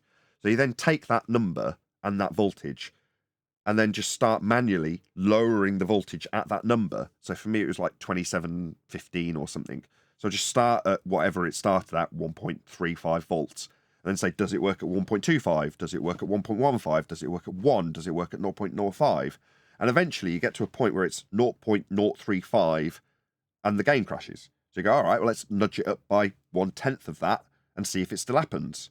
No, it doesn't. Great. Then you start the whole process again, adding other things. So you go, okay, well, will it still work at that frequency if I add another piece of software? No, it will not. Let's add one more 10th. And you just do that. And it takes about a week, but very slowly and incrementally, you're adding voltage, lowering and raising clocks to see what will work, depending on the load. Well, today I've got, like I say, obviously we've just done a live show. So I'm at that point where I can say, right, I'm confident that by testing it in this scenario, I'm not going to crash the computer. But I still want to know when a live stream's running and it's recording and Discord's in functionality and Skype's in functionality and G+ is in functionality, and I've got 2 instances of the live broadcast and one of them's got the chat popped out, and my desk's running, and my camera's running, and my mic's running, and my preamp's running, and my control box is running. Where does the game crash then? And I found that point today, and it's that I was so hoping to get there, because I don't want to do this next week. You know, I want to turn it down 1 notch and go, that's it now. There's never going to be a higher load on the computer. So I know that there's nothing really extra I can do. I'll turn it down 2 more notches below that, which I've already done. And know, okay, well, if I happen to accidentally open a piece of software, that's not going to suddenly send it into instability. And if it did, all it would crash is 1 piece of software, which is exactly how where I wanted it a year ago. You know, and prior computers, yeah, it's taken me a couple of months to get there with prior computers. This one's taken me 14. So I'm very happy to be here. Let's just put it that way. Hopefully this will be genuinely the last time I waffle on about boring computers on this stream. I promise. Unless it fails during this after show. Let's hope not. I'm not superstitious, right? I'm just a little stitious. Okay. You're gonna have a great weekend, Nathan. I hope so. Probably just sleep. I'm feeling God really willing. ill. I've been all week. Plus, in my particular family and in the people around me, lots of people are dying.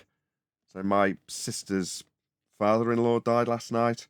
There's people on the panel that have got people sick and dying. It's just a lot of death at the moment. So it's a bit miserable. And I'm sure if it's happening a lot in my own community, my social circle, and my family, there's going to be more of it around generally. For whatever reason, there seems to be a lot of death. Yeah, rest in peace. My mother, I lost her in February. Everybody loves their mama. If you got your mama out there, give her a big kiss. Even people who hate their mama love their mama, if you know what I mean. Exactly. Even bad guys, right? Love their mamas. Yeah, I'm sure. Well, not necessarily. Psychopaths don't love anybody.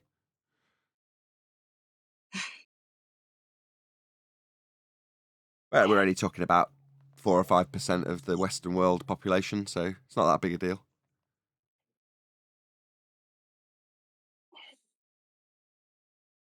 Wow.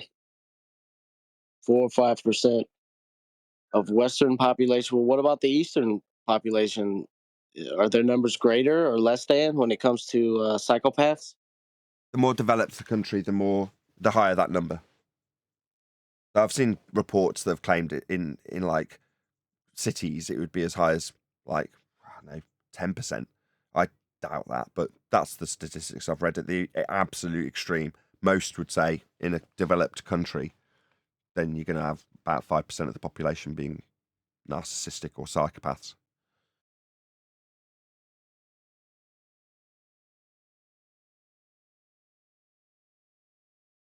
But in underdeveloped countries, would they even have a record of that?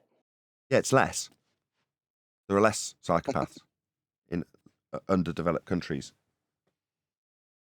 Well, if you were like a sociopath or psychopath, right, and you wanted to get away with it without anybody finding out, then it would be better to be in an Eastern country. It could be, right? What do you think a psychopath is? A psychopath is just somebody who lacks empathy.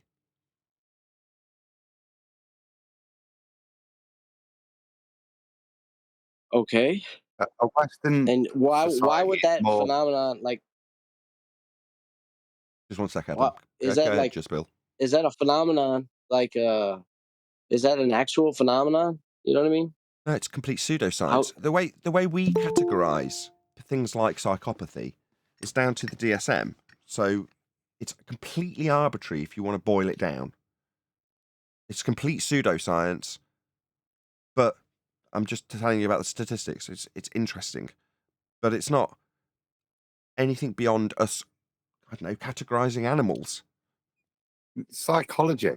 So it's correlation and categorization based on displayed behavior. So There it's you go. not anything in of itself, as in a disease or anything that's directly quantifiable. It's categorized and subjective. But you show so many certain subjective traits, then you're put in that category.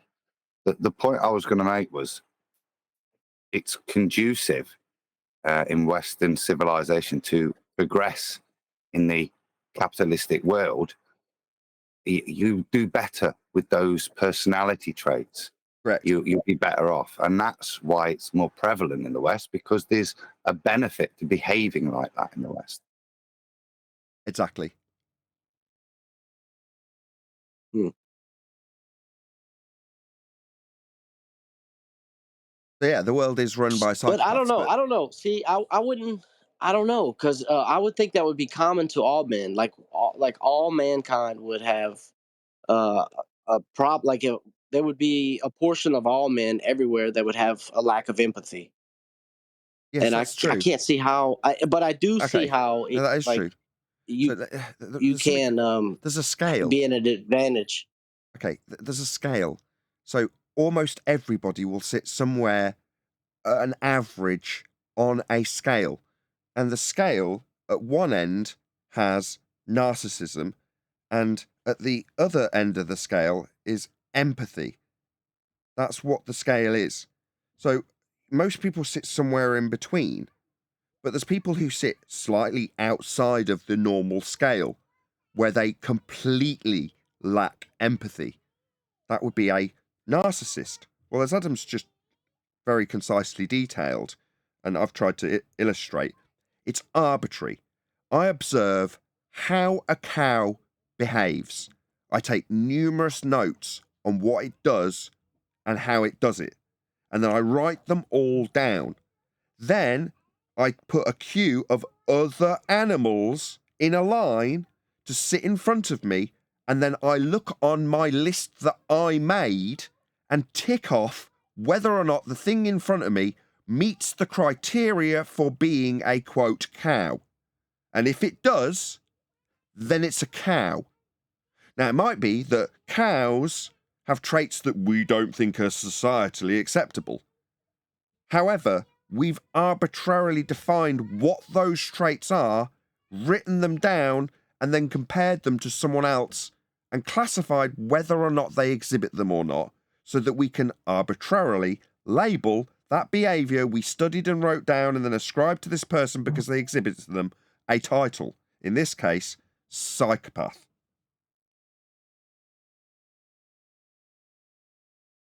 It's arbitrary. Yes, at a most fundamental level, as arbitrary as me saying this taxonomic classification system is capable of having one species move into another through evolution. No, the species themselves have been described by us. To say that a newt will become a frog is utterly absurd when the characteristic traits of a newt have been arbitrarily ascribed to it by us. So to then say something else, a frog, actually with the exact same criteria applied to it, has a transition from one arbitrary description to the other. That's evolution in a nutshell.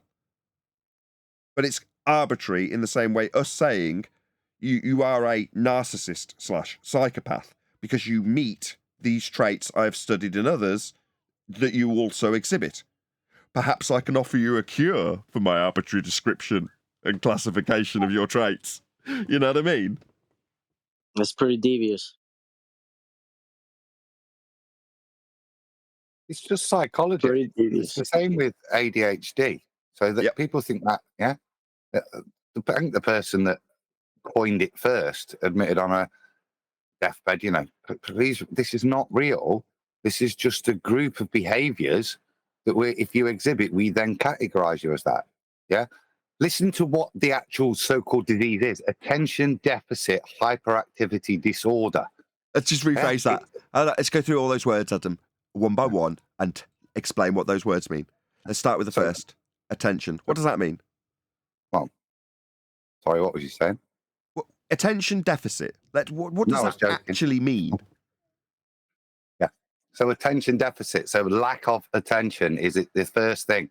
Now, is that an unusual thing in children that they have a lack of attention? And no, but and how many parents have got a report from their school where they said Johnny or Jilly doesn't pay attention?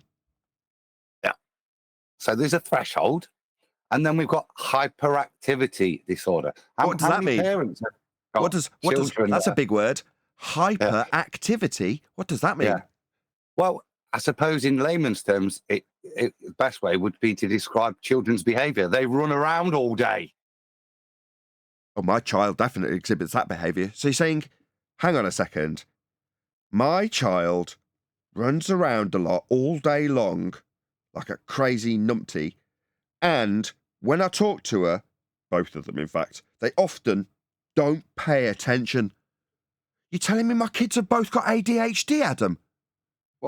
If we'd like to put those levels of hyperactivity, which that's the first thing, you've got to recategorize what is normal behavior as now hyperactivity. Well, let's do that. Ask me. Yeah. Ask me on a scale of 1 to 10. Just ask me the question in regards to attention and hyperactivity. Yeah. Just ask me on a scale of 1 to 10 for both. Well, So, well, let's go with Clover then. You know, what's her attention like? Oh, 0. Very low. 0. Yeah. Yeah. And that's, of course, she's interested in the thing. What would her attention be like if it was something she wanted? Well, I mean, we can give that a 1 if we so desire, but I'm going to go with 0. No, seriously, if there's something she's really interested in, because remember, if we're going to categorize it, we've got to realize what we're categorizing. And this is the most important bits of the thing, because the things that we categorize as important to the children, which they'll have no interest in, like learning maths at 4, sat in a classroom of other children who are all hyperactive with low attention. Yeah. We categorize that. And that's the other point. What interest does it have to the child? That's not often taken into account. So I'm not going to. That's why I did it. I'm glad you reiterated it. I am only going to focus on her lack of attention when it comes to me demanding that she does the maths work I put in front of her. Therefore, the result is still 0. Right then. So then hyperactivity, does she run around a lot? What would you scale that on? Easily a 10. Yeah. So we've got really hyperactive and low. She's definitely got ADHD, mate. Oh, God. You're a pharmacist. She needs sports. Please, Adam, you're a pharmacist. Please medicate her immediately.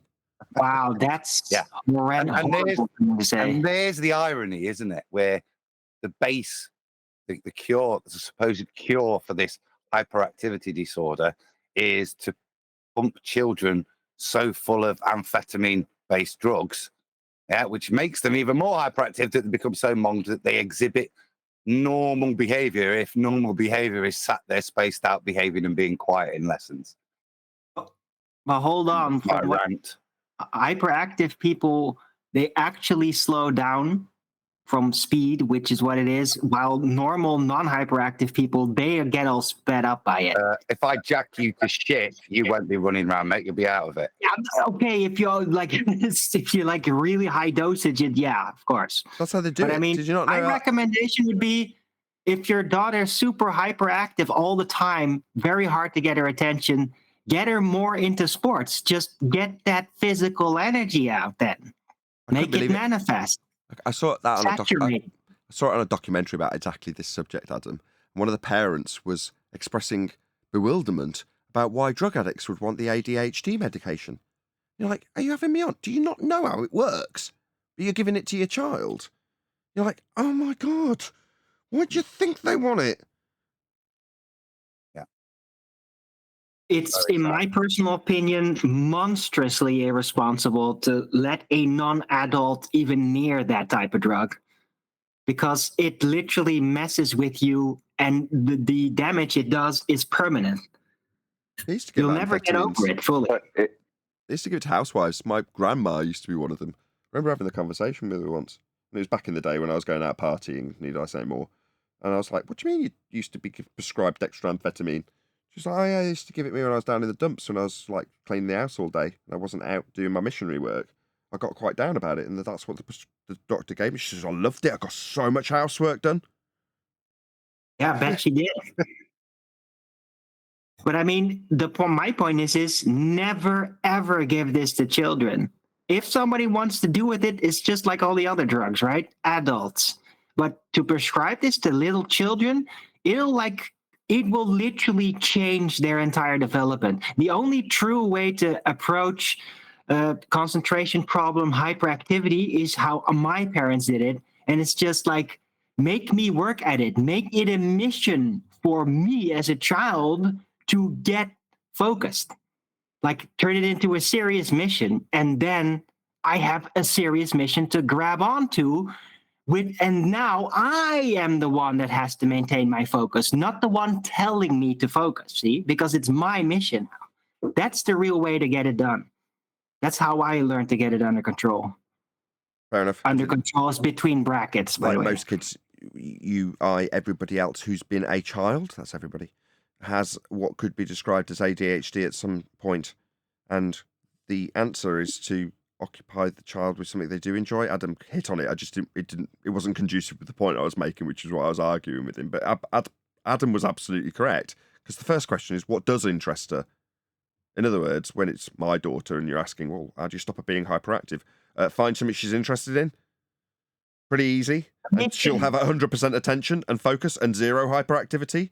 It's easy.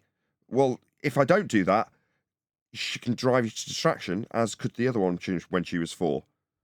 That's what kids do.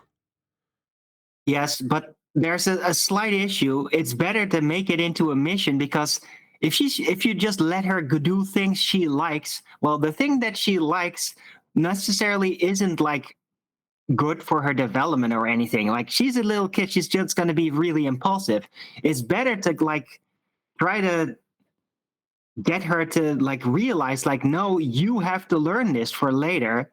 You'll be really sorry if you don't. No, you have trouble focusing. Well, how can we both help you to get you to focus? Like, make it her mission. I get it. Just don't misinterpret what I'm saying. I'm not saying that Clover leads what she's educated with. Far from it. Maybe she's too young. I don't know. What I mean is, if I was to insist on, I'll give you one example, then we'll hopefully move on, because otherwise I'll become a baby bore. If you imagine trying to teach someone on how to hold a pen and write a letter, that's where we're at with Clover at the moment. Well, she doesn't want to do that. What she likes is holding a wand and making shapes in glitter. So you make her make an F in glitter, it'll be the most beautiful F you've ever seen. That's what I mean. Right. Well, yeah, then you can like make it Hey, Brian. more fun that way. Yeah. Anyway, it's just one of those. I think with this ADHD thing, I think it's really only the focus originally should really only have been on the absolute minority of kids. Giving them amphetamine is not the answer, right? But I remember when I was in school, I was always put having to go to these classes where every other kid that was there was from different age groups in the school, and I knew who all of them were. And every one of us there, we were either one of two things: totally not interested, right? You could say that about all of the kids. But the other thing that defined us was that a couple of us were not interested, but it's not because we couldn't, and we could do the work they wanted us to do. This is in primary school, like junior school. But then there's other kids there who weren't interested, but they also, even if they became interested, wouldn't have been able to do the work. Some of the kids there were they weren't smart kids. But there was some of the kids there who could have done the work. It's just that they had absolutely no interest in it. And it wasn't that they were troublemakers. It was just, it wasn't that there was troublemakers there. Like, these were all They the were kids. not properly motivated, right? That no was interest. my problem too. Well, as Adam said, you don't want to be learning maths at 4 or 5. You know what I mean? You're not interested. So it was one of these kind of classes. And so it was a class full of kids that they didn't know how to deal with. And that was what it was. Some kids in the absolute minority have no interest in school, no interest in being there. It's the wrong place for them to be there. And I would put myself in that category. I had much more interest in learning when I got older, when there was a reason to learn things. Outside of writing, reading, and basics maths. Well, I mean, most of the other stuff they're teaching you, with exception, there might be some things in there that were actually, when they started teaching me about the natural world, I started having interest in it. So other than that, it was only art is all I wanted to do. Right. You know what I mean? So some kids, it's just, school is not for them, and that's it. Not But it's learning. perfectly logical too, because I mean, kids going to school, that's not even that old. I mean, I think it's like 200 years ago, and like people would get married at like the age of 8 or 12. And what do you mean school? School was for politicians, right? Because they really needed to learn how to read and talk and all that. Otherwise, you just go to work with your dad. That's how it's been for thousands and thousands of years, and it's proven to be very effective, really.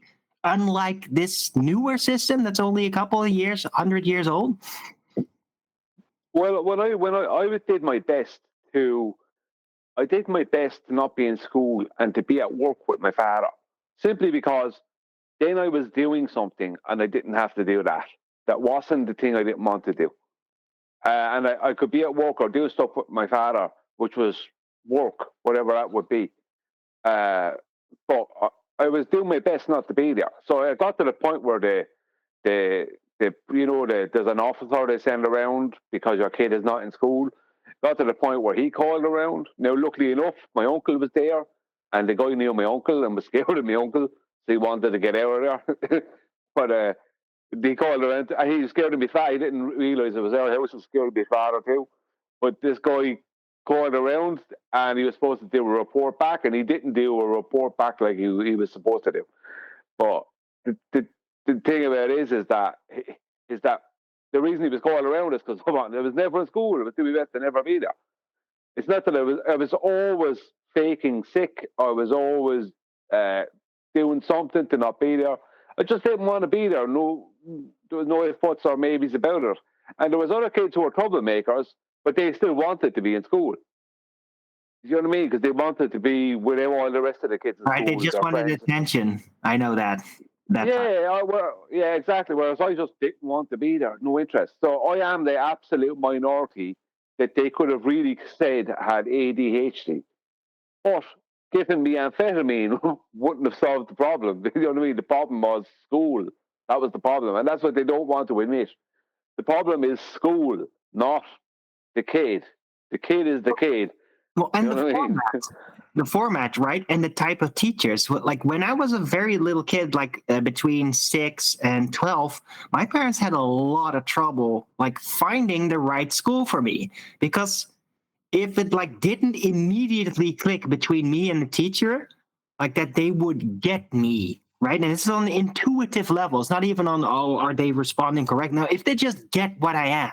If they didn't get me, everything would turn into a nightmare very quickly, because I would disconnect. I would like start to not be able to speak up anymore. I'd become afraid, all that. So it was like a big challenge for my parents to find the right teacher, and it just has to click, almost like a relationship. But as soon as it did, as soon as I would say, oh, I like him or her, a great teacher, then it's like, oh, thank God, this is the place.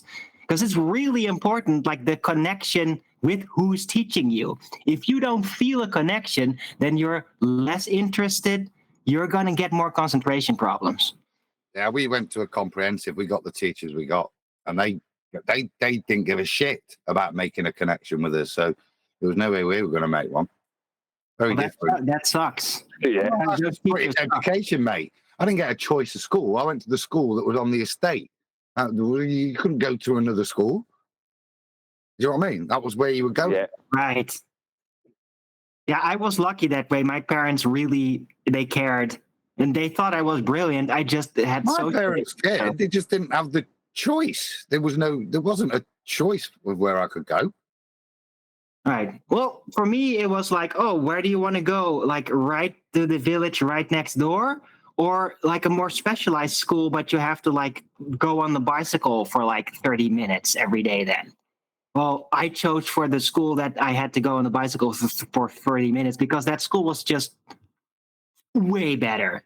I mean, there were issues. I had a lot of bullying there, but at least they were not completely delusional trying to indoctrinate you. So that was the place. Yeah, but I feel like Adam. I had to go to the local school that was centered around a couple of housing estates. That was our parish school. That was it. You know what I mean? There was no way I was going anywhere else, and I wouldn't have, like, as schools go, I wouldn't have wanted to go anywhere else because I hated that one enough. If I had to go to some other one where I didn't even know anyone, that'd have been twice as bad. It's just school. It was just not for me. That's it. Like, take it away. Well, I didn't know anyone in any school, but it's just like how it's like very important for me every time is how are the teachers going to pay attention to what's happening among the students? Because if you just let kids do their thing completely free, it's going to get nasty, right? And some places it did happen and the teachers just didn't have control. Those places were dangerous to me. So we eventually went to this Waldorf school where they were like really paying attention, like this. The teacher goes along with the class. So it's like one teacher, one group of kids, and like that teacher's with them as they grow up. That the way it's much more personal, and they know what's going on with you and what it's going to do to the student, right? It's a different model, much more personal, much more effective. Just on the ADHD thing, I think people like to be able to give their child, and the children like it too. I hear it so much with some of the generations younger than me in America, where someone will, on a podcast or something will just say, "Oh, I have ADHD," and and they'll carry on because they were told they had as a kid. So we have all these people, especially in America, who all believe they had ADHD. All believe now they have ADHD. Well, all they had was they were just kids. You know what I mean? But there might have been a very small portion of each school that you would say that if you really wanted to examine them, that you would get to the point of saying these kids have ADHD. And it would be only I'm talking very minority, but the rest of them don't have. They just, their attention in school is The know, real ADHD, sorry, Yeah. but you're right. The real ADHD kids, you know them because they get in trouble, like really in trouble. They get Yeah, in but not criminal because they're trouble. causing trouble. Not always because they're causing trouble, though. It's because they're just not interested. That was what it was. That was what was, pardon the pun, interesting about the class that I was sent to as a little child. And I had the same class in secondary school, high school, the same type of class. Although it was just privatized, it was just you and the teacher, opposed to you and other people and the teacher. But you had to go to this person a couple of times a week. It was like they just all the kids that were there were all the kids that I knew had no business being in school. It's absolutely doing them no good. They either had absolutely no interest, they had plenty of intellect to do it, and no interest, or they didn't have any interest and they didn't have the intellect. It was a mix, two opposite scales of intellect in this little class. And That's confusing. the only common thing was that none of them had any interest in school. None of them wanted to be there. Now, you know what I mean? That's not some of really them a were coming good from broken combination. homes and different things like that, but If you have not so smart people and neither of them are interested, they're gonna bind together over that common factor. Well, if they were all smart and one part wasn't interested, and then it's like you could use peer pressure, like, hey, you should live up to being smart, right? But yeah, that's not gonna work like that. I think how they pushed the ADHD thing was, as you were talking about earlier, they use psychology because it gives people something that a little ailment that they personally have, and it kind of makes them feel maybe not, I don't know, like a little bit of a victim, or that they had a little bit of sadness, Right, this victim extra bit of privilege. sadness where they had this ADHD thing, and It it made gives them things life difficult on them. Sorry, give victim Yeah. privilege, right? That's all the rage. Well- It's been for a while. Victim privilege. Yeah, but Oh, it's you have kind a of- mark. Oh, poor me. Oh, and you can use that. But it's something I think that started being promoted in schools in America, and it kind of went to other countries then. But this kind of I have ADHD thing, when really the person didn't have ADHD, they just weren't as interested in school as, you know what I mean, as the teachers wanted them to be. Right. Well, But they didn't have. So they labeled it ADHD, and now the person grows up and is an adult and says, I have ADHD. You know what I mean? But yet they can sit down and watch their favorite movie without having to, you know what I mean?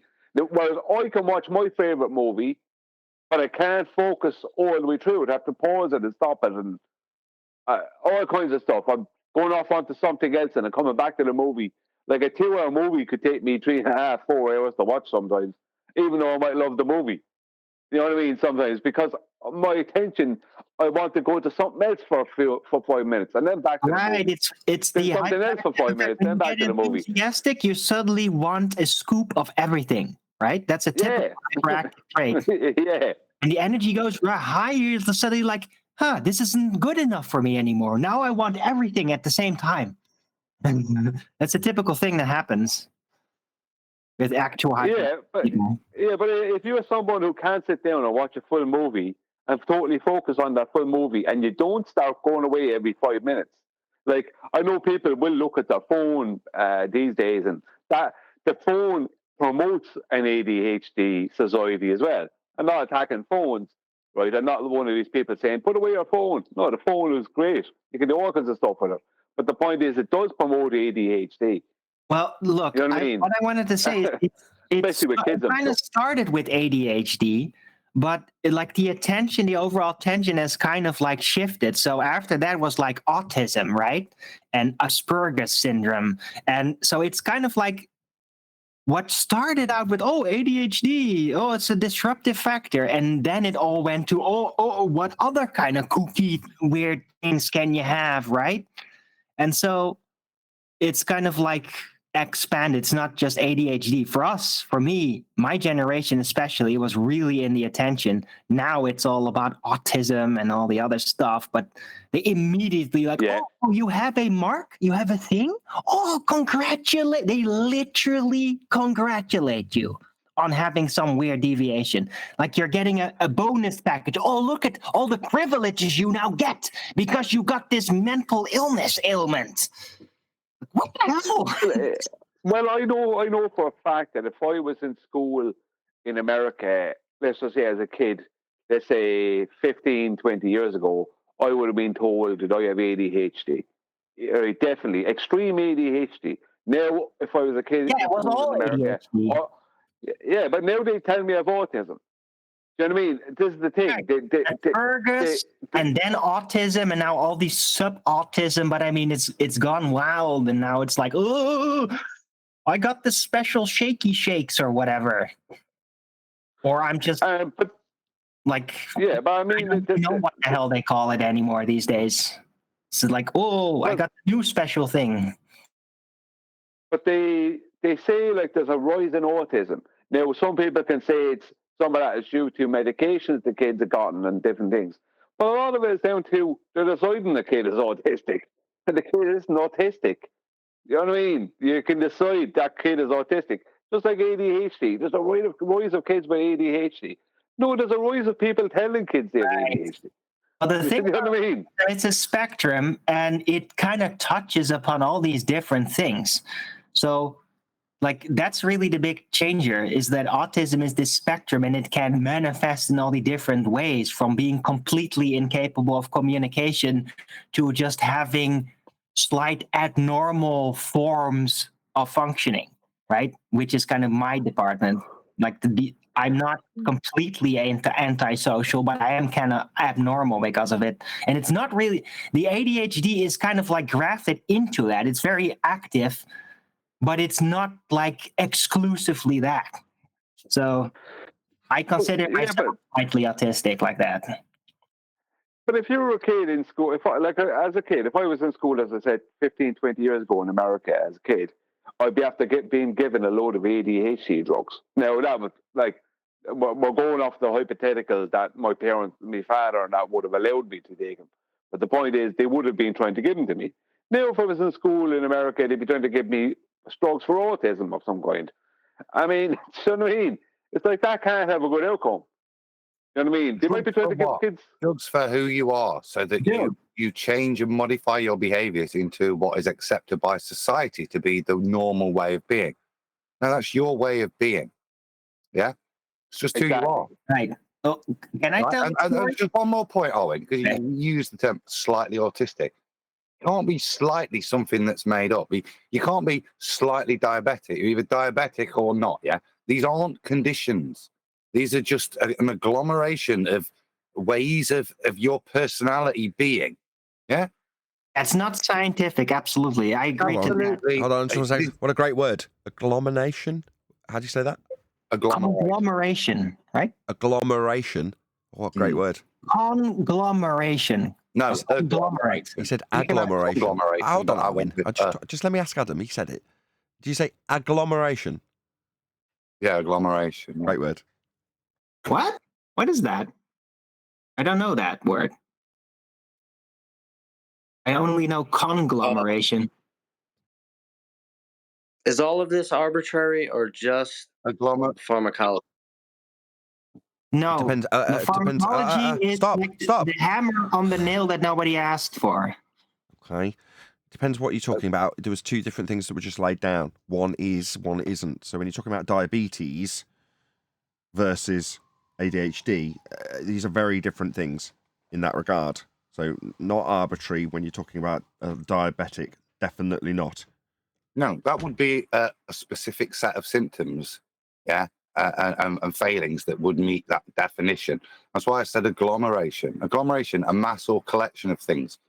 Yeah, it's just, it's not specific. It doesn't have to be anything specific per se. It's a mass or agglomeration of all these different personality traits that we then say, you described it earlier with psychopathy. I was just about to reiterate it again, Right. but go on. A collection of unrelated symptoms, basically. No, it's not. It's not that they're unrelated. So Adam was just about to go on to it, but I'll do it anyway. So with psychopathy, right, if you go down all of the traits by a series of questions, right, there's an assessment that you do with an individual, and they've only got to meet a certain number of criteria, but all of the criteria are obviously different. There's different things that you're assessing them on.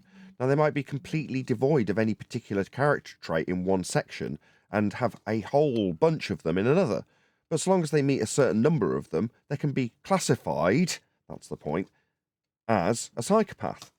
But one psychopath might meet a completely different set of the DSM's classifications and still be categorized in the same way. But you put the two people side by side, they might hate each other and behave very differently. You're like, well, hang on, they've both been classified as the same thing. You're like, yeah. Well, that is totally arbitrary, isn't it?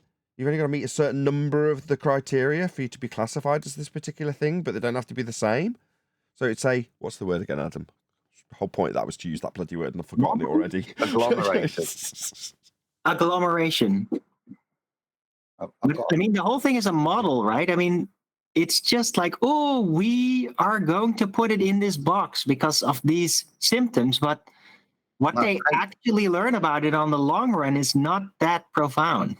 The Cambridge Dictionary is a nicer definition. A large group of many different things collected or brought together. And that, I think, is why that's what they do. They agglomerate all these different personality things and bring it together. And if you've got that thing, whether it's psychopathy, ADHD, Asperger's to some degree, then that means you can have that diagnosis or fit that definition. And you fit in the box. Real, is it? None of it's real. That's the only point I'm making. Well, it doesn't mean you've got ADHD. It doesn't mean anything. Well, it's so arbitrary that they took it out. Just let me add, Owen. It's so arbitrary that they took it out. So the most recent revision of the DSM doesn't have Aspies even in it.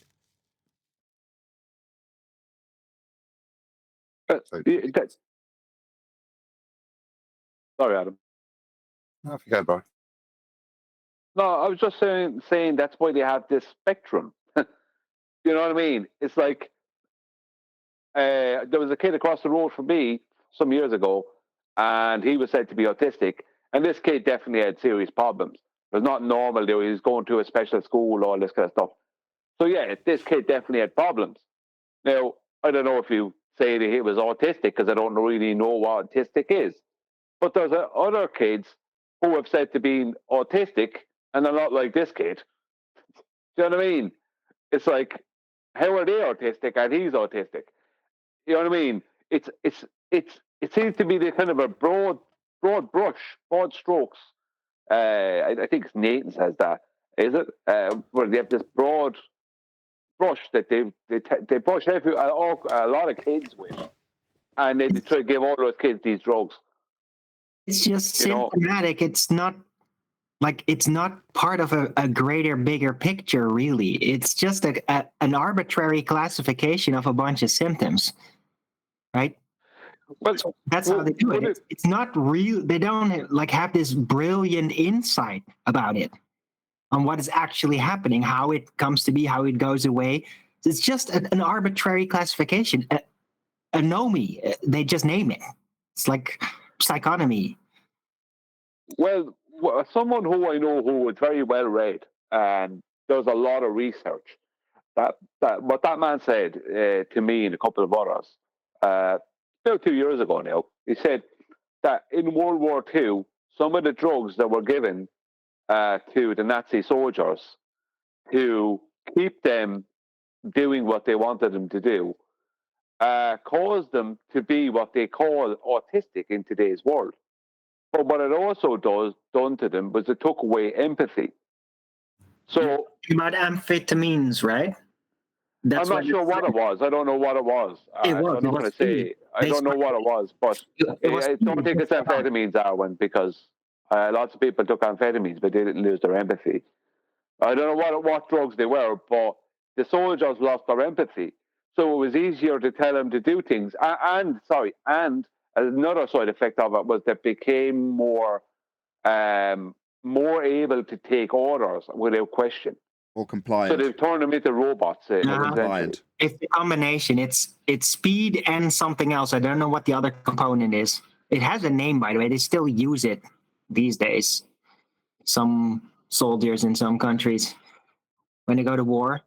But I mean, speed was like early as 20th century, and they really started using it during the World Wars, especially the second. What did you say, Nathan? I don't know. Can't remember. Amphetamine. That's what he means when he says speed. Yeah, that's just the street name for it. It's easier to say than amphetamines. Yeah, but I don't want to focus on that because I don't think it was that. It wasn't amphetamine. I can very much say for sure it wasn't amphetamine. It was something else that they were giving some of the Nazi soldiers to cause them to be more robotic. That they did what they were told. That they didn't have feeling. They didn't have empathy. They started taking that away from them. Yes, but they added another thing to it. I don't know what that was, but that added those traits that you described on top of it. Right? So to keep you awake, to keep you focused, to keep you robotic, that is, amphetamines do that to you. And then they add something to basically, amplify certain qualities even further so that you really turn into a robot. The point he was making, anyway, it doesn't matter what it was. It's one of these drugs. The point he was making is that they're giving these same things that they were giving the soldiers in World War II. And I'm sure they were giving something similar to some of the Allied soldiers. I'm just using the Nazis because he used the Nazis as an example. He said some of these same drugs are being given to young kids now. And he said they're growing up and they're robots, he said. I think he was more focusing on some of the kids maybe in America and that, but I couldn't say for certain, but he was saying are being given to kids who they're calling autistic. They're giving them these drugs, and the kids are growing up being complete robots. They don't have feeling. They don't have emotion, empathy. What they really want is, like, if you think about it, what do they really want? In an army, they'd want a load of Michael Myers characters. You know what I mean? Just kind of unwavering, no thinking, just psychos. And what do they want in society? A lot of people doing what they're told. But he was saying an offshoot of this is that there's kids growing up because of these drugs and they don't have any emotion, any empathy. They don't, you know what I mean? They're kind of devoid of this. And I know of a lady who has two sons or twins, and they have what they're saying that they're autistic. And they're in university in that, so like they're not like all messed up, but they have these traits that they say. But I don't know how many drugs they gave these two lads, but these two lads don't have emotional responses like normal people would have. Now I can't say I have normal emotional responses either. Not for me to say, but they wouldn't have. It was described to me by a guy who has a. When I asked this guy who was a builder, who has a daughter or two daughters, it could be twins again, who have what they're calling autism. He said that if someone came up and it hit somebody in the face right next to them, and there was a scuffle or something that would get everyone's attention, and there was bleeding and all the rest of it, he said that it wouldn't register with them what has happened. They wouldn't bat an eyelid, kind of thing. That was what he said. So I don't know how true it is.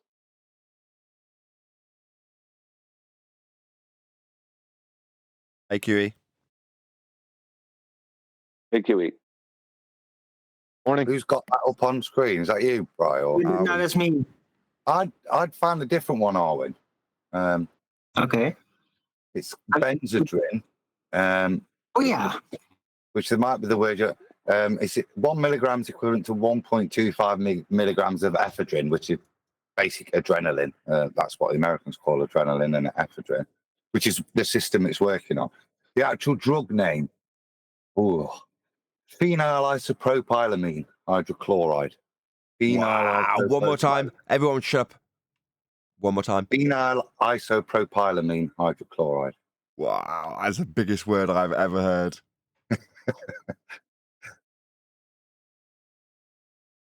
Right, but according to Wiki, during World War II, it was being used both by the Nazi Germany soldiers and Americans. Yeah, but the Nazis gave a lot of different things to the soldiers. They gave the soldiers MDMA as well. Yeah, they tried all kinds of things. But I don't know if what I'm talking about is this. Yeah, this is very mild. This is just like going clubbing, isn't it? Or when we were kids, we used to take pseudoephedrine, Sudafed tablets, take like 4 or 5 before you're playing football, give you loads of energy. It's just like it's just that adrenaline. You're just kicking in the adrenaline system at ephedrine. Yeah, same. That's all you're doing is stimulating that. Right. So well, steroids are also registered as being used. Obviously, anyway, we're getting dangerously close to me having to declare this on my YouTube stats. So careful. No, all I would say is, so that's the point. You could see why they would be using it in the war. It's just a fake. I suppose the modern day equivalent and a much milder form would be like Red Bulls with the taurines. It's just a fake stimulant to give you a bit of fake energy. Taurine. Taurine, isn't it? They're using it now. Yeah. That's a synthetic version. I tell you something. They had riots at a festival I went to, and that year. It was a festival called the Phoenix Festival. I think it was in 1998. It's going back a long way. And in that festival, when you rolled up, so I rolled up in my car with a couple of mates, and everyone that had a ticket got given a crate of Red Bull. That crate had something like, I don't know, maybe 20 something cans. Enough to keep you going easily without anything else to drink for 3 days while you were there. So, like I say, there was riots, but everybody was hopped upon Red Bull, like endless cans of the stuff, because they were giving it away for free, because no one had ever heard of it at that particular time. It was just a brand new drink that no one had heard of. So to get everyone to know what it was, they just gave it away to anyone with a ticket. Like I say, everyone went slightly nuts because they were drinking endless, copious amounts of Red Bull. It's not good stuff. All of it, that's not the problem, is it? It's continued use of these things. You're going to get you're going to get appetite suppression, going to go a bit mad. As you're saying, you're not going to sleep. So with continued use, you see, they're not going to have downtime and rest because you're still going to be jacked up. That's where your problems in the trenches, I would imagine, are going to be coming from. Yeah, it's weird how people didn't really focus too much on the mental health of those people in the trenches. They seem super focused on all the shelling and stuff. Well, if they're going to get blown up, you're not too worried about their long-term health, are you? Yeah. Odd route of discussion this afternoon. I wanted to ask Brian about it kicking off over there. Over where? In Ireland, it's... Kicking off again? There's more troubles? Yeah. Yeah. Even Conor McGregor's on Twitter, stirring the nation. Colin McGregor? Stirring that... What? Yeah, this is about what happened in Dublin yesterday. Yeah. What happened in Dublin? Well, I don't know. What? Sorry, Nathan? I was just asking what happened in Dublin. I have only tertiary knowledge on it. There was some guy went crazy and stabbed a woman and 3 kids. And the guy is a passport holder as far as I know, but he's an immigrant or something. He's from Algerian. And I think there's been a lot of tensions in central Dublin with all the immigration, this bad immigration that's going on in Europe. There's a lot of people from other places have been piled into central Dublin, and central Dublin has, as Adam would tell you, because he lived there, central Dublin has a lot of very working class people, and there's a lot of kind of problems that's been going on over time in the background, and it's down to, there's been riots and stuff happen because of this, because the police have protected this guy or something. I don't know. I don't know. Adam, you possibly know more about it than I do because I didn't pay enough attention. I think a lot of brave citizens protected him because obviously it was, I think he got stopped, and then from what I heard, some citizens have protected him so he could be arrested.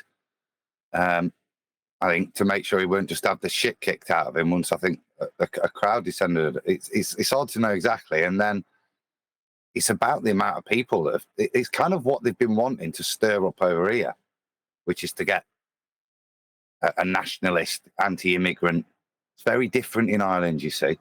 But it appears what's happened, that sentiment's hit the streets. They're not calling to kick people out, calling for the government to take control of the situation instead of just saying, "Oh, that's terrible, isn't it?" That, I think it's about removal. It's about stopping the mass immigration. Yeah, they've had enough people that were attacking police cars, weren't they, last night and stuff? Which is the Irish kick off. They're going to want resolution. They're not just going to kick off for a laugh and then leave it. That's why I think it's interesting. Yeah, it's normally we're lazy people, so yeah, it takes a bit to get us to do that. So if it gets to that point, it's for a good reason. You're not going to do it. That's kind of the truth of it. The funny thing was, there was a Brazilian man that stopped the guy, and the Brazilian man had to be stopped or something. The Brazilian man tackled the guy and started beating him with a helmet. And so it was another man who was not from here who stopped the guy who was not from here, originally from here, let's just say, doing what he was doing. Now, why the guy was doing it, I don't know, but there's obviously been, like, a lot of people have been protesting. When I say protesting, I'm talking about putting up a protest about all the people coming in who aren't, just like in the UK and other places, who you don't know who they are. I mean, let's be honest, you can't have immigration that's just a load of men. Do you know what I mean? From some random countries. And it's like, where are all the women and kids? Like, what war-torn places are these people from? Do you know what I mean? That kind of thing. It's like, are they just from a bad economy, or are they coming from a war zone? If they are, where is the women and kids? It's the same questions that are asked everywhere. But I think what's after happening in Dublin is there's ongoing tensions and problems going on in central Dublin. And now it's just, this is it now. People have had enough. Because people everywhere, the world in general is starting to go against this kind of soft kind of approach to immigration. Because it's obvious what it does. You know what I mean? Look at Holland. The guy got into the new prime minister or whatever ways, president or whatever of Holland. In Holland, there's like 60% of all crimes are committed by a certain groups who are originally immigrant groups. A demographic. Yeah, a certain demographic. But it is like in the big cities, though, specifically. Yeah, but the Dutch have said no to that now, haven't they? You've elected a new guy that's if they. Say his name. I don't know it. No, I won't. Go on, you do it, and then I'll have a go afterwards. Geert Wilders. Yeah, What's good luck with that. Geert. No, Geert. Geert Wilders. Geert. Yeah. Geert. Yeah. Or you just could say it like the Americans, Gert. You could just call him Gert, right? Geert Wilders. No, Geert. Owen, back off your mic a couple of inches. Okay, sorry. It's one of those typical Dutch names that everybody gets wrong that's English because you just can't do it. It's so difficult. Mr. Wilders. Yeah. Yeah, but again, he's signifying a very significant thing. His main campaign wasn't indeed against immigration, because that was a problem even before this mass war, refugee immigration situation happened. He was already on that way before all that. So, yeah. Yeah, but the point I'm making, he was banned from the UK as a far right Nazi, and they banned him into. Yeah, but what I'm saying is he's now the head of the leading party. They've got the most seats, haven't they?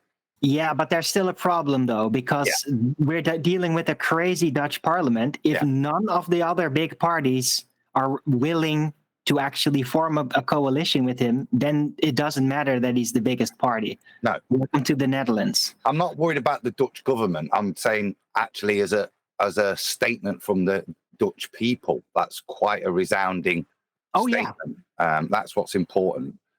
Of course, they're going to do their best, the establishment, to establish their own government without involving the party with the most votes.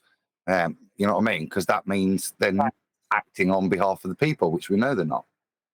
Well, they're already acting kind of like the liberals did when Trump got elected. So they're all like, oh. It's really bizarre. But we'll see what happens if he can actually get a government going. That would be very interesting, if that's even possible. I don't even know if it's still possible in this country. Well, on a flat out note, if you want to hear some information, Adam might be already privy to it, I don't know, because the same guy is in communication with him. Whether you're interested in talking about it or not, I have to say it. Ruhif is claiming low tide in certain places is our curve. That's what he's trying to claim. He's trying to claim below mean sea level tide as our curve. Okay, he's gonna need a flat Earth for that. Well, just needed to say that. That's where we're at. Low tide. Oh, that's what he's trying to claim in tinfoil's observation. He's trying to make tinfoil to be higher than he actually is.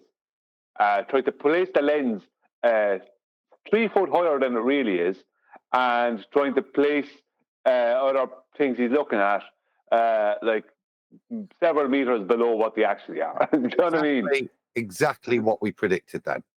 You do. Yeah, exactly. Yeah, exactly. What we knew. Did he have any other choice, right? I've got it here. Also need adjustment for tide height and mean water height, which I'll add when you tell me the time the shot was taken. But basically, you've got 11.5 meters hidden. Unfortunately, though, doing observations this close to the surface is kind of pointless. Yeah. Come on, because it means you can see too far, Rufy. So you have to ignore it. It's pointless. It's pointless when you can have a shot where there is no horizon and you see everything. That's pointless. Brilliant. Exactly. Yeah, I'm getting the same thing off him. Yeah. And he was asking me the same question.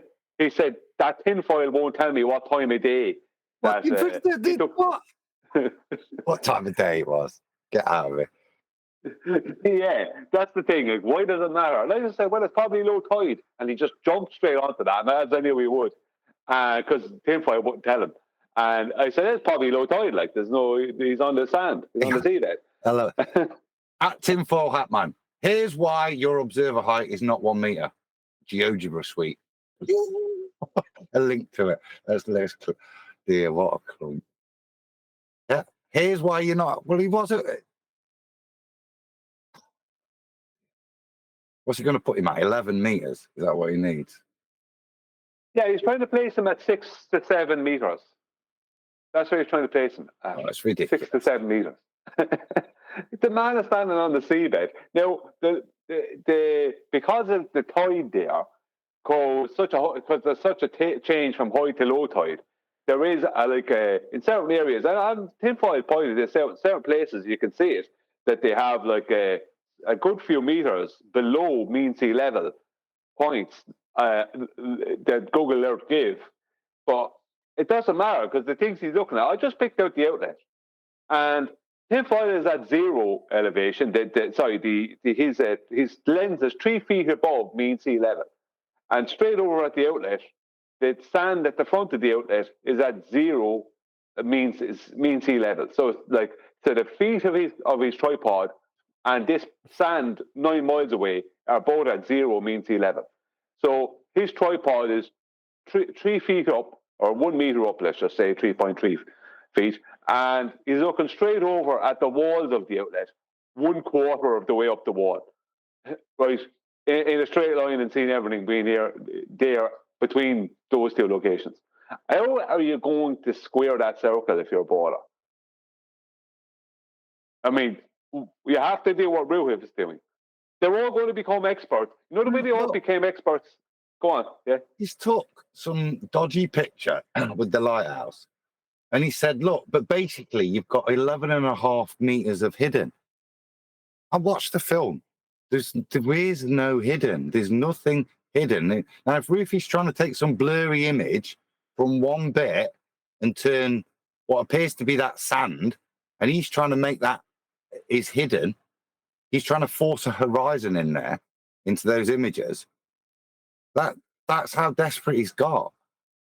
Well, there was a sandbank. I did notice there was a sandbank in a couple of around the lighthouse. So I did notice that you couldn't see the very bottom because there was a sandbank, or he wasn't zooming as much as he could. But it doesn't matter. The point is that if that was our curve, it would have to be at a particular distance. I think it was 2.22 miles away. The horizon would have to be, and it would have to be everywhere, and there'd have to be this much blockage. Do you know what I mean? He's trying to jump on basically a rising of a sandbank and call it our curve in one blurry image. It's like that's how desperate he's gotten. It's terrible, like. Do you know what I mean? He's doing all kinds of calculations. Go on, sorry. No, he's tried to put in 11.5 meters of hidden. That's what I can see he's done. And it's literally from one picture where, like you say, you've got a sandbank. But just pan the camera and you'll see the water go up to the base of the. Do you know what I mean? It's yeah. What about desperation from him? And once again, to do this calculation, he's took the picture of the lighthouse, drawn a ruler onto the lighthouse, and said that's 30 meters, and then continued the line down to the sandbank, and then all the way down to the bottom of the picture, which is rotated, by the way, remember, and not necessarily the bottom. But at that point, he's then approximated the ruler that he's put on the lighthouse, applied it to the rest of the picture, to the sandbank, to define his 11.5 meters of earth curve. It's so 2016. It's pathetic, Rufy. And it's desperate. It's quite laughable. I've not looked at it. I've not been looking at Rufy this week. I've just pulled it up now. And shocking, bro. He's so desperate. It's brilliant. Well done, tinfoil hat, man. You've got him all ends up. Yeah, because what can you do? You're looking straight across in a horizontal, right? Because he's using a tripod. So that means he's using it, right? He's looking straight across in a horizontal at a point that's exactly the same elevation as his 9 miles away. And he could look further if the place he's looking at was further. He could zoom further to that again. You know what I mean? It's like, what? How do you deal with that as a bowler? You know, he's 3 feet above. His lens is 3 feet above me sea level. He's looking straight over in a horizontal. What more do you want? You know what I mean? But we, like, I actually, when we first started this, I actually didn't start talking because he said it started with this with me a few days ago on Skype. I actually did start promoting it because I was kind of thinking, this man is really losing his marbles, like genuinely, like that maybe what it's likely to happen with some of the people with these observations. I've put it on screen as we're talking so much about it. You think he's just starting to lose it? He is a retard back in 2016, dude. It's just getting worse. Well, this is the same ploy as in 2016. That's why I make it look. Can you see it? Do it on screen. He's got his ruler out again. Look. It's brilliant.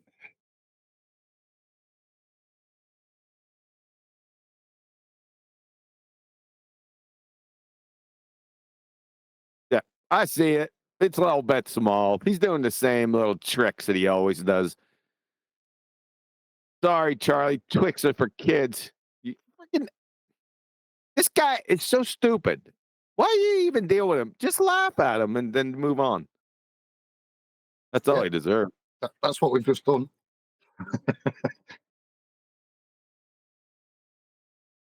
So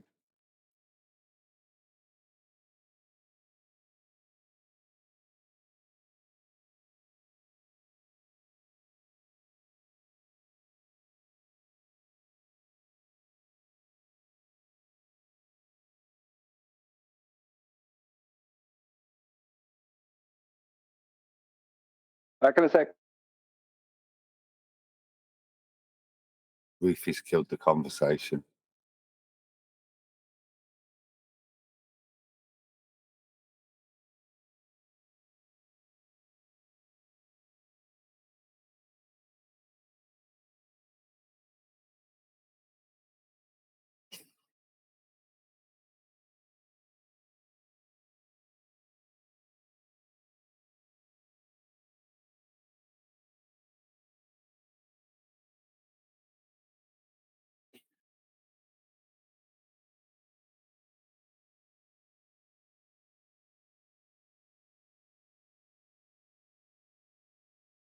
Shall I start a fight then? What? You and your as Brian's popped away. Oh. I'm confused. I'm listening. I just can't talk for a moment. No, it's probably good because I want to poke the bear about yesterday because I already brought it up on the show again. Uh-oh. Oh, not poke the bear. I want to. I can resolve that problem. No, I can talk for a moment. Yeah, no, right. I can resolve it. Arwen, you were saying that when you see this is what I tried to get you to yesterday to tell me because I was the same before. You were saying that they don't make any claims about vacuum chambers and things weighing less or more in vacuum chambers. Yes. Yes, that's not an active claim. Yeah, that's right. But that's the thing. They just pre-assume that things would weigh less in a vacuum chamber. That's the thing. They're pre-assuming that this is because they're pre-assuming that gravity is giving weight to the air. So without the air, something will weigh less. But when you point out that the complete opposite is true, that's when they need to start doing stupid things like claiming buoyancy, which is not weight, which is destroys their own claim. The point is that they're trying to claim that a force of gravity exists and gives weight to air, which holds this air to the surface of the globe Earth that stops it going expanding off into a vacuum. But when you point out to them that objects weigh more in a vacuum, which means that air can't have weight and it doesn't have weight, that it actually just has buoyancy, like they try and jump on buoyancy then because they try to hijack Archimedes' principle from 900 years before anyone mentioned gravity. No, right? They tried so the point is that they don't realize by saying buoyancy destroys them because buoyancy is not weight. The air is supposed to have weight according to them, and if it did have, when you remove the air, when you're weighing an object like in a vacuum chamber, then the object would have to weigh less because it doesn't have that extra weight on top of it. But it weighs more because it doesn't have buoyancy. So the medium gives it buoyancy. Just like water gives things buoyancy, it's a different medium. Honey is a medium that can give you different buoyancy. The point is that it's not. The point is that the air doesn't have a linear downward vector preference. That's the point that they needed to have, and that was my point. I understood what you were saying, but you were coming in and saying, "Oh, buoyancy," and the guy would jump. I wanted that guy to jump on buoyancy himself and to ruin himself. You understand? It's like the point is that air doesn't have weight, so that's the end of their claim. There is no heliocentric problem. He didn't get it. He wasn't going to get it anyway. So, like, he was already stuck.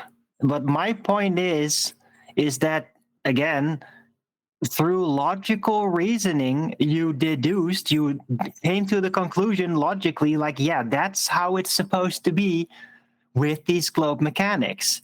But you basically basing this on, like, putting it in their shoes based on specifically situations where they lose control, start flip-flopping back and forth, double speaking. That's not a fair base position, right? They never start out like that. Yes, they do. They just try to make excuses. They do. And hold on, they just try to make excuses to get underneath from the situation. It doesn't work, right? And that's when they might utter such crazy stuff. No. It's just never where they start out, because I've never heard that. Well, I know, but your ignorance isn't a response, is it? Frankly, that you've never heard of it. I've heard of it. Yeah, we even did a show. The AI will automatically generate this response. They all see foundationally when it comes out of the claim you must have heard that they said the air has weight. Yeah, that's their claim. This is right. Well, this is what we're dealing with. This is what this is what this addresses. So that's the fundamental claim that you will hear them make. And this is what Brian destroys with it. Okay, well, technically, yes, but there's not going to be a baller that's actually going to get it. Because it's They all not claim part it, of though. their foundational thinking. It's a logical conclusion if you actually take their mechanics serious and literal, which they don't. Yeah. That's a different point to whether or not they were claiming. Do you understand what they're claiming now? How we're saying it was? Yeah. So, yeah, air has weight. Yes. Yeah. And what my point is you're not, unlike where you really put the ballers in a corner where they know and they have to weasel their way underneath it and they get all stuttery. With this one, they're just not going to get it. It's not going to be in the same way. That's my point. Right? They really won't get it because it's not a start-off position where ballers would normally start. You'd only get them in that position when they start It is, What's not a start-off position? The fact that ballers claim that the atmosphere has weight. The consequences of that claim. But that the claim's the important thing that you're addressing. How you address it is what Brian's addressing it with. Right, but that claim is always made specifically in relation to the whole of the Earth versus outer space, not practically.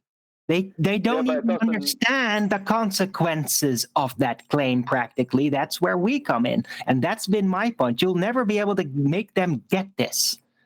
You will never get them in the corner because they don't understand. And I'm explaining why. But they do get it at the higher levels. At the higher levels, they do get it. Danny Faulkner got it immediately, and he tried to lie his way out of it. You know what I mean? It's not that they don't all get it. They do get it. Yeah, but they do get it because I've dealt with them. And I've dealt with a lot of the rank and file ballers, and they do get it as well. They are stumped by it. Because they need air to have weight for it to overcome the vacuum. Right. Do you know what I mean? So what it is then to them is, for the anti-flat earthers, something they found out about their model and they kind of want to keep it hidden, right? And they never start out with it. So yeah, you could poke them with it. And the ones that will actually get it, like Danny Faulkner, you'll be able to get them with it. It's just the general public that might be a ball believer, it's going to be really confusing to them every time. Well, not really. You're not going to get them on the ball, or you're not going to get them on by the balls that way. That's what I'm saying. Well, it is. I actively have done it. I've been actively doing it. So it's not as if they don't all understand. They understand. I've actively done it. I've gotten to the point where some of them have said to me, like, well, it's only a small bit of extra weight. Wow. It's like, no, it can't be. You know what I mean? But Sabine Hasselfelder, you know Sabine Hasselfelder, Nathan was doing a review of one of her videos recently, and she admitted that she got it wrong, that she claimed the force of gravity was given weight to air, and that it was wrong. She shouldn't have said it. And it's very interesting that she's saying this, and she's being corrected in the background. Who's correcting her? Yeah, who's correcting her? Because we never heard of this. We never heard of this before. Only in recent times, when we've been saying this, right, that suddenly the people like her are publicly correcting themselves in a video. So the point is that we just need, it doesn't really matter what the rank and file people get. What matters is the people like Danny Faulkner and them get, the smarter ones, if you want to call them smarter. Do you know what I mean? The point is that they have to claim air has weight to overcome their vacuum of space. But if air doesn't have weight, which it doesn't, right, as proven by a vacuum chamber, weighing things in a vacuum chamber, that proves air doesn't have any weight. Not that we should have been needed, but it obviously was. So consequently, they have no explanation for how their gas is at pressure and how their gas stays where it is around the globe and doesn't expand into their vacuum, which means they don't have a heliocentric model. Everything ends at that point. Okay, I get it. I understand better also, like, the motivation and the direction of why you're doing that. It's just that if you bring it up out of nowhere, it's going to be really confusing. Now, if you, like, whenever you bring it up... But it wasn't going to be out of nowhere if you didn't allow me to go through it with the guy. Please. if you could just next time you bring it up specifically related to these people, because you're talking about an anti-flat Earth thing, a process. Regular Globers, they just get confused over this. Really, they do. Well, So it's an anti-flat Earther that thing, hasn't been my really. experience with them. It's My not. experience with them is they get stumped. It's integral to the globe claim that air has weight. That's why it sticks to a ball. Yeah, it's a very key point to basic newbies. Yeah, it's a really good point, and it's worth driving home because it is a problem for them. Yeah, and if we've got people having in their field having to admit that air doesn't have weight, yeah, it's a big problem for the heliocentric model, isn't it? Yeah, something they'll want to skirt over, but something they've had to admit in a physics form. That's a good thing. Gas That's a go down, real go boom problem. boom. Fair enough, but Yeah. I'm still very capable of bypassing all this and utilizing their strawman conceptions using fluids and considering it to be like that and having weight, and it'll still work though. But it won't work, Arwen. That's the Yeah, point. it will. It won't because it won't have weight. Air won't have weight. The proof that air doesn't have weight for all the people who needed proof is that when you weigh something in a vacuum chamber, it weighs more. That's the proof that air doesn't have weight. So consequently, there is no way out of it. Buoyancy doesn't get you out of it. Buoyancy is not weight. No, but you can still explain that away. I tried. One sec. Owen, back to same thing. Back off your mic like 2 or 3 inches. Okay, but I've tried to explain, like, if you think of air having weight, it doesn't. But if you think of it like that, then buoyancy is simply the more heavy materials pushing down and displacing the less heavy material. Which would What be, heavy material? Hold on, that's just how that works in that situation. Yeah, but they need a down though for that up. See, that's the problem. They need the down. They need to be able to. They need their air to have a linear downward vector I'm buoyance. talking about the conception right now, and in it does have the down. Yeah, but we're talking about the actual. We're talking about, okay, these people are claiming that air has a linear downward vector bias, which is weight. We're showing that it doesn't. We're dealing with the globe model. We're not dealing with the actual. We're dealing with the conception. Yeah, but we're dealing with the actual. We know how it actually works. With the proof. Yeah, but we're dealing with the actual with the proof. You understand? Check, Mike, check. Like, but you're trying to deal with a claim that's part of the conception of the globe. And that's what you're pointing at, and that's a concept. You can't then just say, "Oh, but here's the real." Well, we can. It's their conception. I'm trying to lay out their conception, how it works. I know it's not real. Mike, check, Nathan. Say again, mic check. Yeah, we can hear you. Sorry, guys. Sorry to interrupt you, but the sound coming from the other panel is very muffled every now and again. It's very hard to listen to Brian most of the time. The same thing happened yesterday. Just to give you a heads up. Are you saying the Discord sounds a bit buggered? That's correct. Mainly from Brian. Most of the words are muffled. You guys can hear them Yeah, for gotcha. what it sounds You need to say like. no but, more. I'll just have a look. I'll look into it. Thank you. They're trying to shut me up somehow. No, he wants to hear you more clearly. I know. I'm not them I'm talking about. I've made a joke, like big tech are trying to shut me up. Just joking. I just think it's He's never like you, right? Sorry, what day? Saying he's never like you, George. It's amazing we have 2 ballers in the panel here. Yeah, well, the problem is air needs to have weight within their paradigm. It needs to have weight. That's the only explanation they have for keeping it around the surface of a globe at pressure, giving it pressure, and keeping it on the surface of a globe without it expanding into their massive vacuum. But if air doesn't have weight, then all of that is finished. And air doesn't have, as is proven by weighing things in a vacuum chamber. Yeah, no, I'm not. Sorry to interrupt, Aaron. Just one sec. Sorry to interrupt. I actually made an alteration while O'Brien was talking. Did that make any improvement? Yeah, it sounds better now. Yeah. Excellent. Thank you for letting me know. Hey, Brian. Yeah, there's no way around it. You see, you can't claim buoyancy. Buoyancy is not a downward vector force. Only weight is a downward vector force. It's caused by weight. No, it's not. In their model, it is caused by weight. I described it, right? The more dense the place, the less buoyancy is about the medium. Buoyancy is about the medium. But they're trying to claim that this medium has a linear downward vector force. There's no way around it. If it has a linear downward vector force, when you remove it, then something has to weigh less. That's it. Yeah, but they don't remove it, right? Astrophysicists might have their little moments where they thought, "Oh, I was wrong," but technically they don't. They don't have anything that they do. Why are you fighting for what they do or don't do? Why don't you leave them deal with the problem? It's Newtonian mechanics because I'm trying to leave them deal with the problem? Process. I've been doing it for years now. Sorry, Nathan, it's back again. Sorry, man. Sorry, what? So it's just as bad, yeah? Is it because Arwin's talking? Yes, just as bad. As well, Arwin now. He closes his line, yeah. Is it because of Arwin? What? Because Brian was talking through me? Sorry.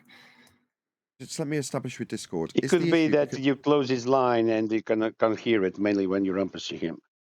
No, I have no control. I can't close individual lines in G+. So if there's an issue that you can hear Arwin and not Brian, it's just because Brian's being rumpus by Arwin. There's no other way to put that, but I have no control over that. He's closing. What you're saying is, what you're hearing is the internal gate on G+ closing as Arwin forces it closed on Brian. Yeah, we can all hear that.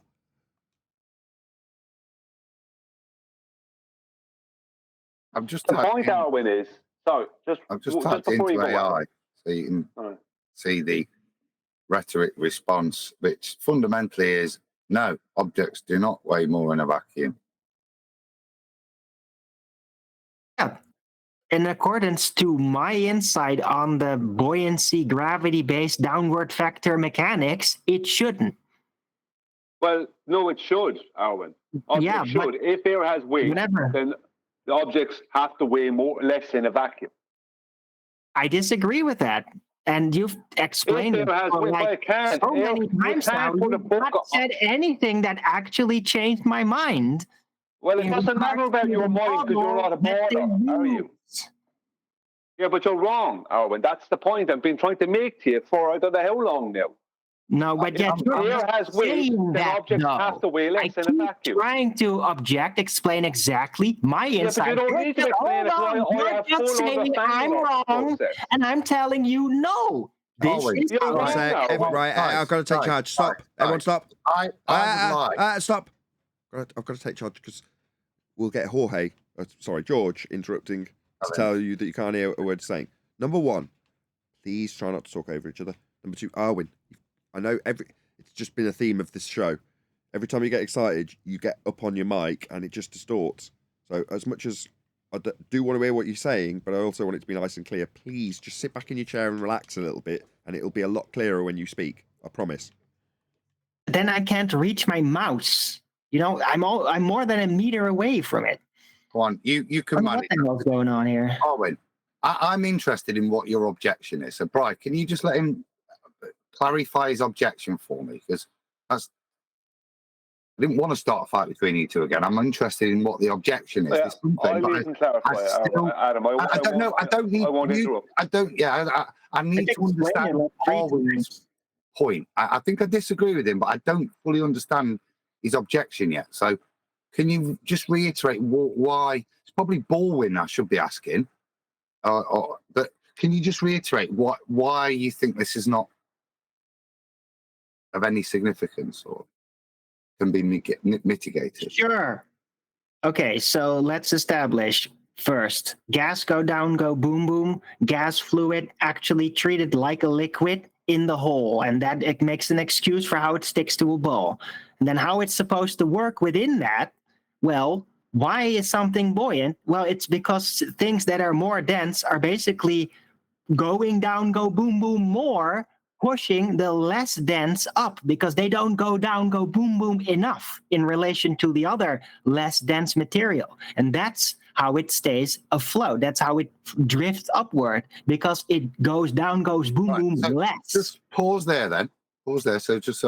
So at this point, you're recognizing that in the heliocentric model, for buoyancy to exist in the heliocentric model, gas go down, go boom, boom. Absolutely. Right. Their buoyancy mechanics, according to with the G model, doesn't exist without that because it takes the Newtonian G. That's what it does. You just get a temperature assessment of Brian. How's your temperature of your blood currently, Brian? What's keeping me going, Nathan, is I know Adam is talking to Arwen, so I know Adam understands.